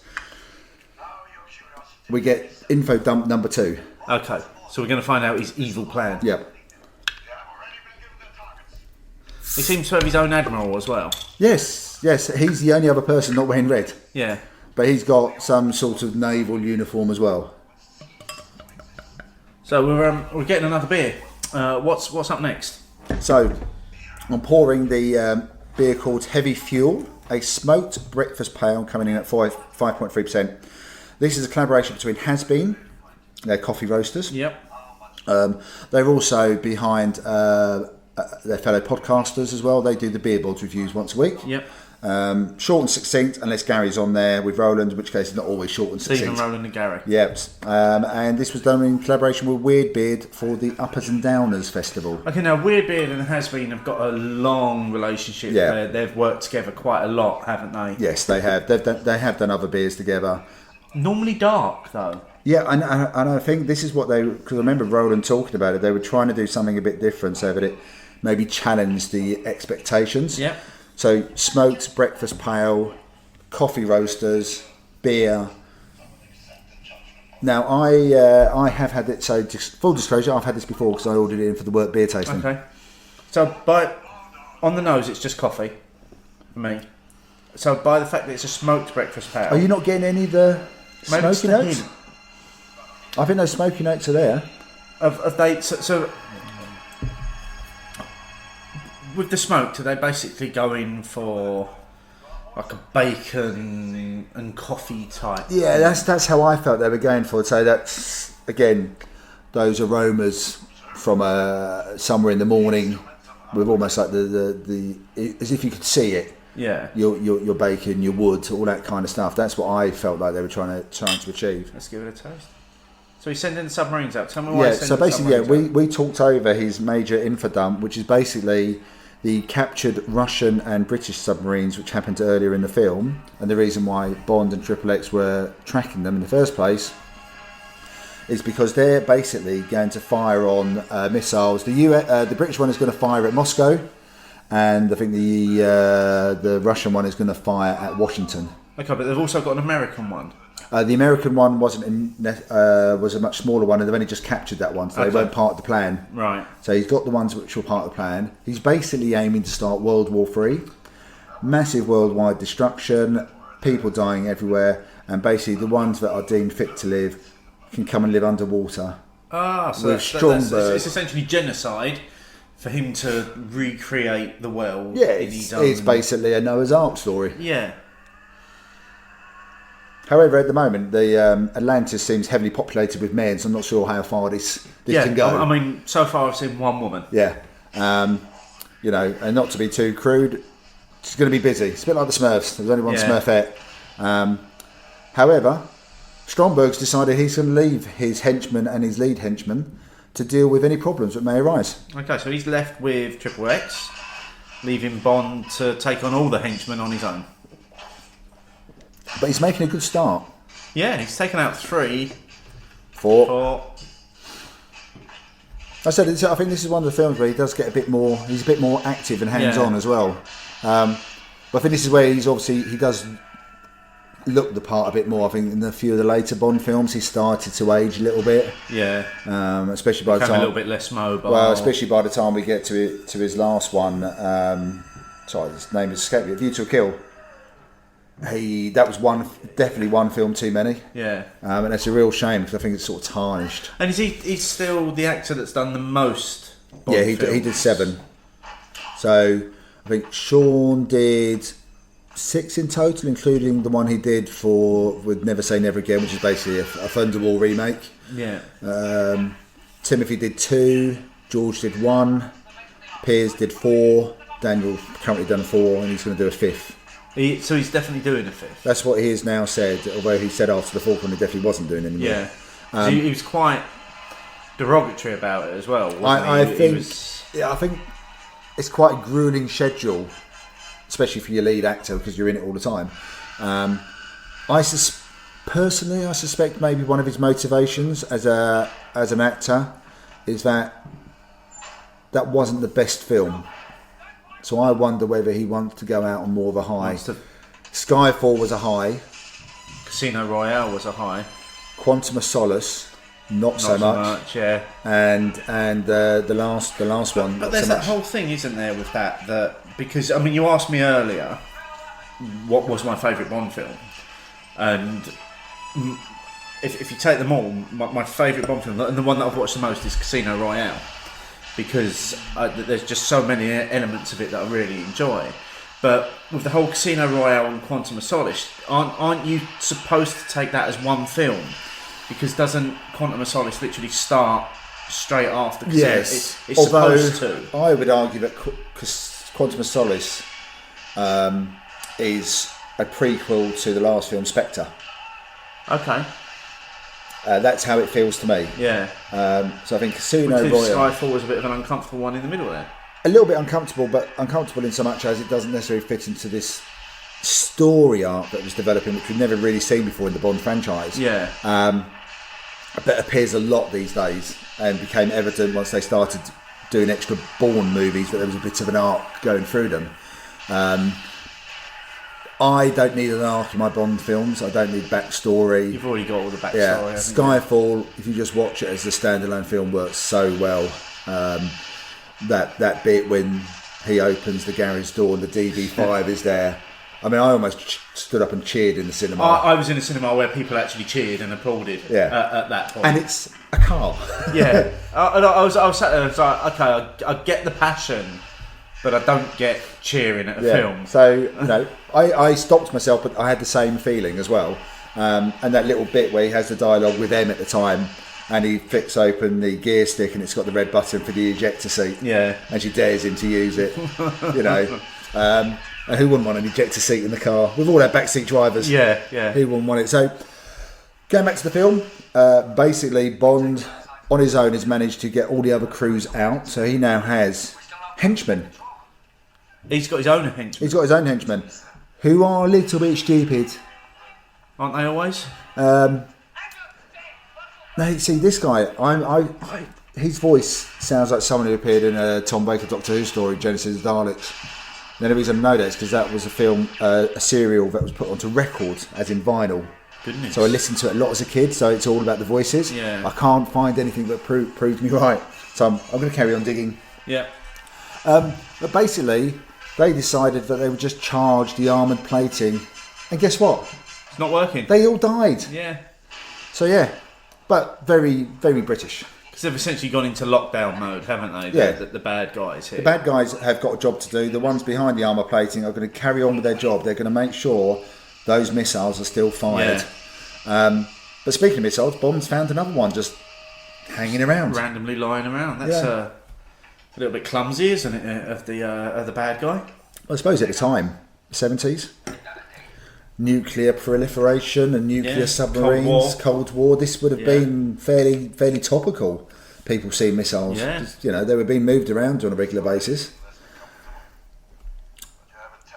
So we're back at Atlantis. Stromberg has basically... He's slipped into something more comfortable, hasn't he? Yeah, but he's found something more comfortable for Triple X to wear as well. Yeah. Now, she definitely didn't bring that with her. And she definitely wasn't wearing that. No, she was in naval uniform with a cap. So where... And all right, I know that, you know, Naomi got killed. They look like... Were they similar builds? I'm not sure, but it seems to fit her very well. Well, it fits her perfectly. But, you know, so he's obviously decided... Aesthetically, Triple X is rather good looking. So, but I'm going to give you something else to wear. Yeah. So you look more comfortable so while you're strapped. So when I kill you, I can enjoy you looking fabulous. Exactly. It's like that bit actually makes me smile. Actually, it's like they've gone to the trouble to redress her. Yeah. I mean, she's just been tied to a chair, but I'm going to make sure you look even prettier than before. It's how ridiculous. What do you think of this smoked pale ale? I've looked at your face a couple of times. It's not really working for you, is it? I'm not a fan of smoked beer. Anyway, I think it's a tough one sometimes. I think it relates to the archetype of smoked beer is the Rauch beer, isn't it? I've had a few of them, and I can really appreciate what they're about. Do I love them? I don't know if I do, because I don't know if I want my beer to be like a packet of Frazzles. Yeah, it's really not a style that's for me. I'm also getting none of the coffee from it either. This is probably about 6 months on, so maybe the smokiness has overtaken it, because it's very dry as well. Yeah, it's incredibly dry beer. I wonder whether it's sort of overtaken the coffee side of it. I mean, there's a great pale ale in there somewhere. It's very much hidden behind the smoke. Yeah, and I think we can trust our friends at Weird Beer to do a decent beer. Yeah, they know what they're doing, don't they? Do you not feel that recently Weird Beard have become quiet? very, very quiet. Nobody's raving about them. Nobody's talking about them. Which is a bit strange, because when I do see their beers, especially if I do see them on tap, and I don't see it on tap very often. I mean, we lost it a little bit when the Vic in Colchester had a tap takeover from them. Yeah. Where I think we drank all of that was available that night before we went off to watch the rugby and drink rubbish beer. Yeah. But yeah, they don't. I mean, to be honest, they only popped into my consciousness again on Thursday when we were in Dublin, and I saw that Sriracha Red Ale advertised, because obviously they are big fans and exponents they do of love it. Sriracha. Yeah. And what I will give them credit here is that they're one of the best users of the Sriracha hop. Bearing in mind our mutual displeasure with that particular. I mean, they've done double, triple IPAs with it, haven't they? So that put it back into my consciousness then, but other than that, hardly ever. I know, it's really weird. Which seems a shame, because they were almost one of that you could probably call them maybe the first or second phase of Craft. London craft brewers that appeared. Is it because of where they're based? I don't know. I mean, is it because that they're sticking with tradition and they're still going with bottles? I mean, they did put a few cans out early doors, but I believe that was mobile canning that they were doing. It's a weird one. It is. It's a coin a phrase. I'm with you. I mean, I actually don't mind this one too much. I'm not really getting coffee notes off it. It's okay. I'm glad I'm sharing a bottle. I'll be completely honest. I would never have bought a bottle of it because of the fact that it said smoked on it. Iconic theme tune has just started playing because Bond has decided, using the mobile camera unit, which looks like around just an orb, he's attached the detonation unit from a nuclear missile. Oh, okay. Because that's his plan to get through the armour plating. Ah. However, currently he's within the blast radius. So he's a bit stuck. Yeah, and it was a 20-second fuse, and you probably missed that bit because we were rabbiting. We were talking. So it's probably fair to say that our listeners are going to have missed quite a chunk of the film, the actual film, because this is another one of those that we've just talked over. We've spoken all over. But yeah, I'm assuming people aren't listening to it to get the bit about the film. To be honest, they're just here to listen to us. Normally, actually, when just as an aside, and it's a bit of a tangent, while we were in Dublin, we did get talking to a guy at breakfast, and it turns out that his friend, who's they arranged for his stag weekend, stag break, whatever you want to call it, they arranged for a DeLorean to pick him up because Back to the Future is his all-time favourite film. I said, well, I know a couple of people who've done a podcast about that one, pointing in the direction. Always representing the brand, mate. That's what it's about. It's all part of the family. Yep. So next beer up is what I believe to be quite aptly named for this film. Well, this is why you chose it, isn't it? It's called Experiments in Evil. It's by Ampersand. These are a Norfolk-based brewer. Yeah, we've had a few of them. We've had a few of their beers. They've really come. I think they've come a bit more to prominence in the last couple of years, haven't they? This is a whiskey barrel-aged Imperial Stout. Oh, it's just what I need after being at International Stout Day. Coming in at 8.3%. So part of our series of Imperial Stouts. This is our first barrel-aged release. Aged in Speyside whiskey barrels, we've selected the first edition from those that contain light smoky notes. Expect a big beer that's deceptively easy drinking and has some subtle peated whiskey on the nose. So continuing that smoky theme through to another beer. Impy Stout at 8.3%. Thoughts? It's a little bit lower for an Impy Stout. Yeah. It's at what I would consider the lower end of Imperial. I mean, there may be... And so, obviously, listeners, feel free to correct us. There may well be a very clear technical definition, and it may well be within that. But for me, I'm usually thinking double digits. Yeah, without a doubt. For an Imperial Stout, double digits. Double digits. The famous one that was under the Courage label that Tesco was selling off a few years back for like £1. That was exactly 10%. And I would say for me that's the starting point. Yeah. But let's get into it. Cheers. It's definitely got a whiskey nose.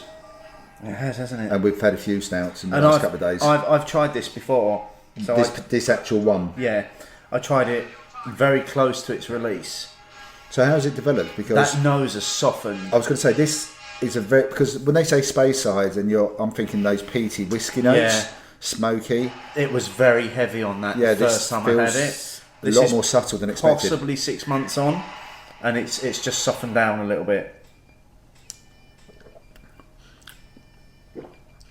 So while I'm thinking about that, we're at the point of the film where Bond has had a brilliant idea, and basically between him and the naval commander, they had 3 to 4 minutes to work out the tracking system and how to send messages to both submarines.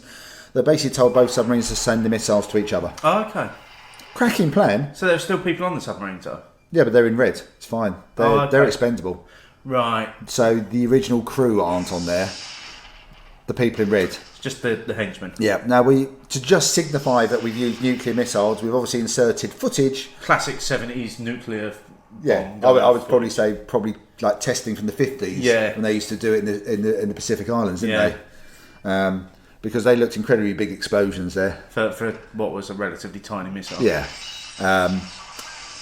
And basically, it looks like the large Icarus tanker is going to go. Yeah, it's blowing up now. So- Is there a reason why it's blowing up, or did it just start spontaneously combusting? Well, they have thrown a few grenades around. They have been causing a few problems. So, but I don't understand why the whole ship is now going, because it's quite big. And you thought some of it would be quite localised in places. Quite contained. Yeah. But yeah, so basically they've got to now get all 3 crews worth of people onto one submarine. One submarine. And it was the smaller. And it's a tiny submarine as well. Yeah. Yeah. So these boats are going to have to be up close and personal if they want to survive. Yeah. I mean, a few have obviously been killed off. We've lost a few. There's bodies falling into the water Yeah. everywhere at this point. The guys in red are still trying to do a bit of shooting and stuff, but they're not getting very far. That's still really heavy on the peat, on the flavour. Oh, you see? For me. I think, so this is probably where, it's one of those occasions where we come at it from a slightly different place. I've almost got sour face going on. Yeah, here. just for the benefit of listeners, if you cast your minds back to when we did the periscoping with Steve Sourfaces, that is currently in evidence quite a lot to my left. However, I sort of come at it from a different place because I'm a whiskey fan. Got quite excited by the range of whiskies in one of the pubs we were in recently. Yeah. I think I had about a 10-minute conversation about it as well. And I'm at both ends of the spectrum. I do like those really nice, balanced whiskies that just give us a little bit of a burn. They haven't got so much aroma going on, but I'm also quite happy at the peaty side of it. I'm not getting so much, you see. Yeah, I'm just not a fan. I'm not a fan of it. Yeah, but if you're not a fan, we've said it before. Yeah. The things you're not a fan of, you'll pick up. I prefer, especially in like a barrel aged beer, and especially one that's been barrel aged in either whiskey or bourbon barrels. I'm very much leaning towards the side of I like the sweeter elements that come out of barrel aging. So some of the vanilla, some of the toffee, some of the tannins that you sometimes get. You don't necessarily want the drink to come through that it was in. No, I don't want the whiskey or the certainly bourbon. don't want the peatiness. Yeah, which is what Bourbon County Stout probably does really well. You get a lot of those notes that you're looking for, Yeah. without getting so much of. I do prefer a sweeter Yeah, barrel aged stout. yeah. But for me, and taking away the conversation we had about whether it's Imperial, classed as Imperial or not, I'm finding this an incredibly drinkable beer, and I'm not getting so much of those notes. But then I like them anyway. Yeah. And we've already said in the past, your experience is heightened when it's one you don't like. Yeah. Go back to the aforementioned. I mean, I love the Sriracha. nose on it. I think the nose on it's really, really good. It's like it's almost like a little bit of toasted marshmallow going on the nose. That tanker has sunk incredibly quickly. Now this is one of those Massive tanker. this is one of those moments where the special effects don't quite stand up now. Obviously, this bit is a model. Yeah. But when they were standing on top of the submarine, the backdrop. Oh, it was obvious. Yeah. Yeah. But in the 70s, on the original film, it would not have been by a But long that's, chalk. That's what you were used to. Yes. Then. Yeah. But to do those scenes with the tanker there and all that water, there was over 1 million gallons of water was used on the set. Really? Yeah. That's a lot of. So I think they did actually have. How many pints is that? No, where's our notes? Sean, where are you? So we're back on the submarine. They have escaped. They're taking out Icarus, but obviously we've still got Atlantis, and we still have our mad Stromberg at large. And our naval commander has just told Bond that he's been given orders to immediately target and destroy Atlantis. However, Bond, He's not having that, is he? he's a bit concerned that Triple X is still on there, even though she has said once the mission is over, she's going to kill him. I think Bond sometimes gets a little bit blinded by his heart. Yes, blinded by something. I don't know if it's always his heart, to be fair. Yeah. Okay. But he's, if you're being practical, you let them shoot both out of the water, and it deals with two problems in one hit. However, we have a gadget coming up. That's a big gadget as well. It's a cool gadget, and at the time, it's something you'll recognise straight away.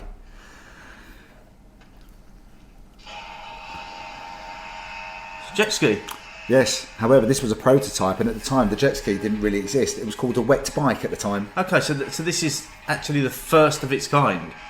Effectively, Possibly. yes, and definitely which would have been widely seen. I mean, we're all used to seeing jet skis now, but it was called at the time. Its working prototype title was wet bike, and that, for all intents and purposes, looks like a bike with its handlebars and everything as well. Yeah, definitely. I mean, that's what obviously the starting point for it was. But yeah, it was called a wet bike. And did you know that on the set for the Lotus Esprit, they called it Wet Nelly, after Little Nelly, which had featured in You Only Live Twice, because it was another gadget. It was that white mono helicopter. Yeah.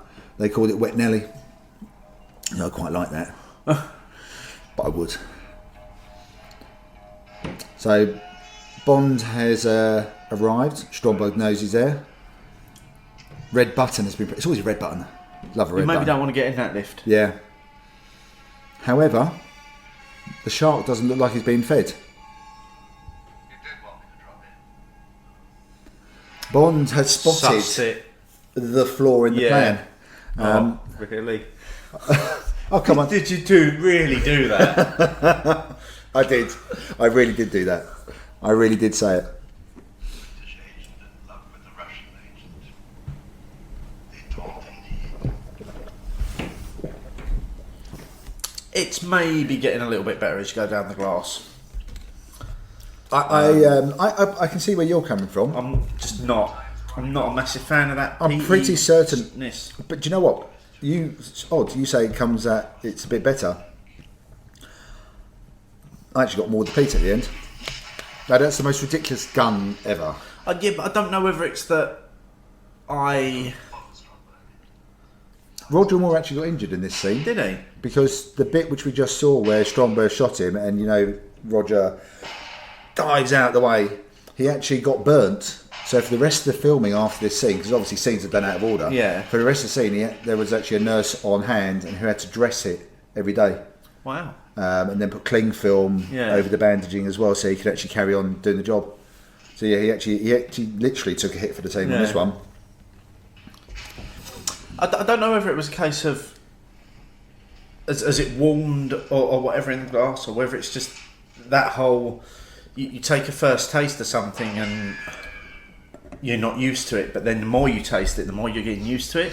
So by the time that you get to the bottom of the drink, you're actually quite used to it. Yeah, and also we're watching the film at the same time and talking, so you're not concentrating on it. When you first have it, you're focusing on it, aren't you, as well? Yeah. So we're coming up for, obviously, Bond is now fighting with Jaws. So as far as I can tell, that means Bond should be losing. Well, yeah, because Jaws is a big bloke. Yeah, and every time he tries to do something, Jaws just sort of bounces back up again. Yeah. So I think what we need is Bond to use his brain over his brawn, because he's not going to make really much indentation into him. He's not, is he? No. That's right. So we're going to finish on a can, which people might be surprised with some of the beers we're going to finish on a can. However, it's not any ordinary can. No, this is quite a special little can we've got going on here. It is. So this is from Northern Monk. It's a barrel-aged quad. And it's a raspberry and Pinot Noir, 10.6%, and it's brewed in collaboration with Legitimate Industries. Ooh, now this is... I think I had a version of this at Dark City last year on cask. And it was the beer that I said for me was the highlight. You did say that, didn't you? Of Dark City. Oh, that'd be interesting. To see how it translates into a can. I mean, it doesn't really tell us much else apart from that. It's a limited release. They've done a few of these ones. I think was there a strawberry one or or maybe a different barrel? Well, you had me at barrel aged quad, to be fair. Yeah, I mean, what could go wrong with a quad on a Saturday afternoon watching a Bond film? Cheers. So, ironically, Jaws has now ended up with the shark. Obviously, no coincidence here, because Bond used his teeth against him There was bizarrely a big magnet available. Oh, as you would expect. Picked up Jaws, dropped him in, and now Jaws is now fighting a shark. And looks like he's eating the shark as well. Yeah, he's basically just biting the shark to buggery, and hopefully he'll bite him enough, and then Jaws will sail away from the shark. And I mean, it's not a spoiler, but we see Jaws again, don't we? Yeah, Moonraker. Yeah. So we know, but at the time, we didn't know that. To be fair, we know he doesn't die in this film. Yeah. But we didn't know he was coming back. But he proved so popular with audiences that they did bring him back. Unfortunately, in Moonraker, they sort of turned him into more of a comedy character. Yeah, because then he had that whole love affair with the tiny Swedish girl. Yeah, and it was like, and even at the starting of Moonraker, he doesn't have a parachute, and he lands in a circus. He's flapping his arms, and again, it's like, no, because Moonraker was actually a decent film. Moonraker came out. Is probably spoiling my little fact that's going to come up in a minute, but Moonraker came out because Star Wars had happened. Yeah, I've got that one as well. Is that it wasn't supposed to be the next film, was it? But and this DVD illustrates that really well, and I'll point it out at the end. Because of the success of Star Wars and Close Encounters of the Third Kind, they won, which was obviously Stanley Kubrick as well. They needed a space film. Yeah. They didn't need a space film. They should have just stuck with what they were doing. I think they realised that. Yeah. Right, you've pulled a face which indicates you're quite enjoying this beer. This beer is incredible. You're getting the raspberry. It's full on raspberry. Well, straight away on the nose. On the nose, on the initial taste, in the mouthfeel. I do just want to say actually that there's a scene here where Barbara Bach is looking quite. She's panicking. It looks like she's genuinely panicking. Yeah. And that's because, by all accounts, she wasn't expecting the amount of water that shot down that tunnel. It would have come. It looks like it's coming actually quite forcibly as well. She wasn't expecting that amount of water, so she was actually genuinely panicking that she was going to drown. And that's what she hadn't signed up to do that. Yeah, but going back to it, it's full on raspberry up front, so you're getting all of that straight away, and that's still there. It then begins to subside a little bit, and you get a little bit of the red wine coming through. You get the quad coming through. It's not overly Belgian-y. In fact, there's no Belgian-y notes in that. What I would say, it hasn't got that with some quads, depending on its age sometimes. Sorry, I love this bit. It's an escape pod with a drinks cabinet. Yeah, and he's opening champagne. A 1952 Dom Perignon. Yeah. Which apparently means that Stromberg can't have been all bad. No. And it looks like Bond's met his match. She's going to follow through on, I promise. Yeah. I wonder if that's where Brewdog got their inspiration from. Maybe. Basically, the cork has just popped on the bottle, so a lot of champagne came out. And Roger's been very smooth here. Let's get out of these wet clothes before you kill me. Yeah. She seems to have forgiven him. Yeah. I think. Yeah. So that's what I'm saying. He must be a very good kisser. Yeah. Ultimately, because one woman has sacrificed herself for him, and the other woman who swore vengeance on the person who killed her lover, they're now under the bedclothes. Yeah. When was there a bed? See, it's a great escape pod. Yeah, it's got everything. Unfortunately for them, it also has a tracking device. This is incredible, this beer. It's soft. It's got those fruit notes. The quad notes are almost in the background. It hasn't got any of that heaviness about it. I would never call that as a quad. No, the quad bit was really hard. I was drinking that blind. I think the quad is... sorry, I'm breaking back to the film. They've pulled the escape pod back onto the ship, and basically everyone is now able to see Bond and Triple X under the bed sheets. Yeah, and there are no clothes there. Yeah. Either. But again, the music. What is that all about? So Bond does his little wisecrack at the end. Bond, what do you think you're doing? And he goes, keeping the British end up. And so we have then 10 seconds of almost a carry-on type tune. Yeah. And that's kind of segued into Carly Simon. How does that work? That's again that time and the bit when they're in the desert in the van.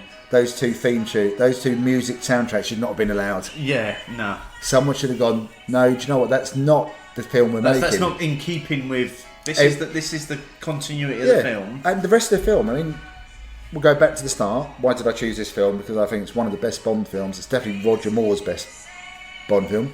Bit of a close run thing, I think, with Live and Let Die, his first one. But ultimately, it's a fantastic film. But those little moments take you out. Yeah. Because when you watch a film, you want to be in it. They almost ruin it. You want to believe it. And have his wisecrack at the end. Not that tune though. You didn't need the music. No, it's just like, oh, why have you done that? But look at this. At the end of the film, all of the corporations that they've worked with have been thanked. Wow. Sony, Furs by Grosvenor, Canada. That's not going to appear on a film these days. The end of The Spy Who Loved Me, and then it says James Bond will return in For Your Eyes Only. So that was supposed to be the next film. Yeah. But they changed it to Moonraker because of the fascination with space. Yeah. So they actually switched around. Yeah.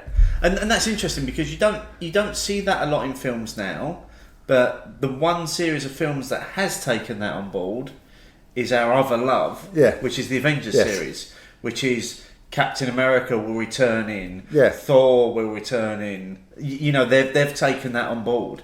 So and again, that's kind of still a little bit groundbreaking for its time. Yeah, well, even the prequels are. Yeah. But and you know, I know I think you may have heard in the background the line. Whenever I see the MGM line, it's a Bond film. Yeah, that's what you translate it to. Yeah. So, final thoughts on the beer. The perfect beer to finish with.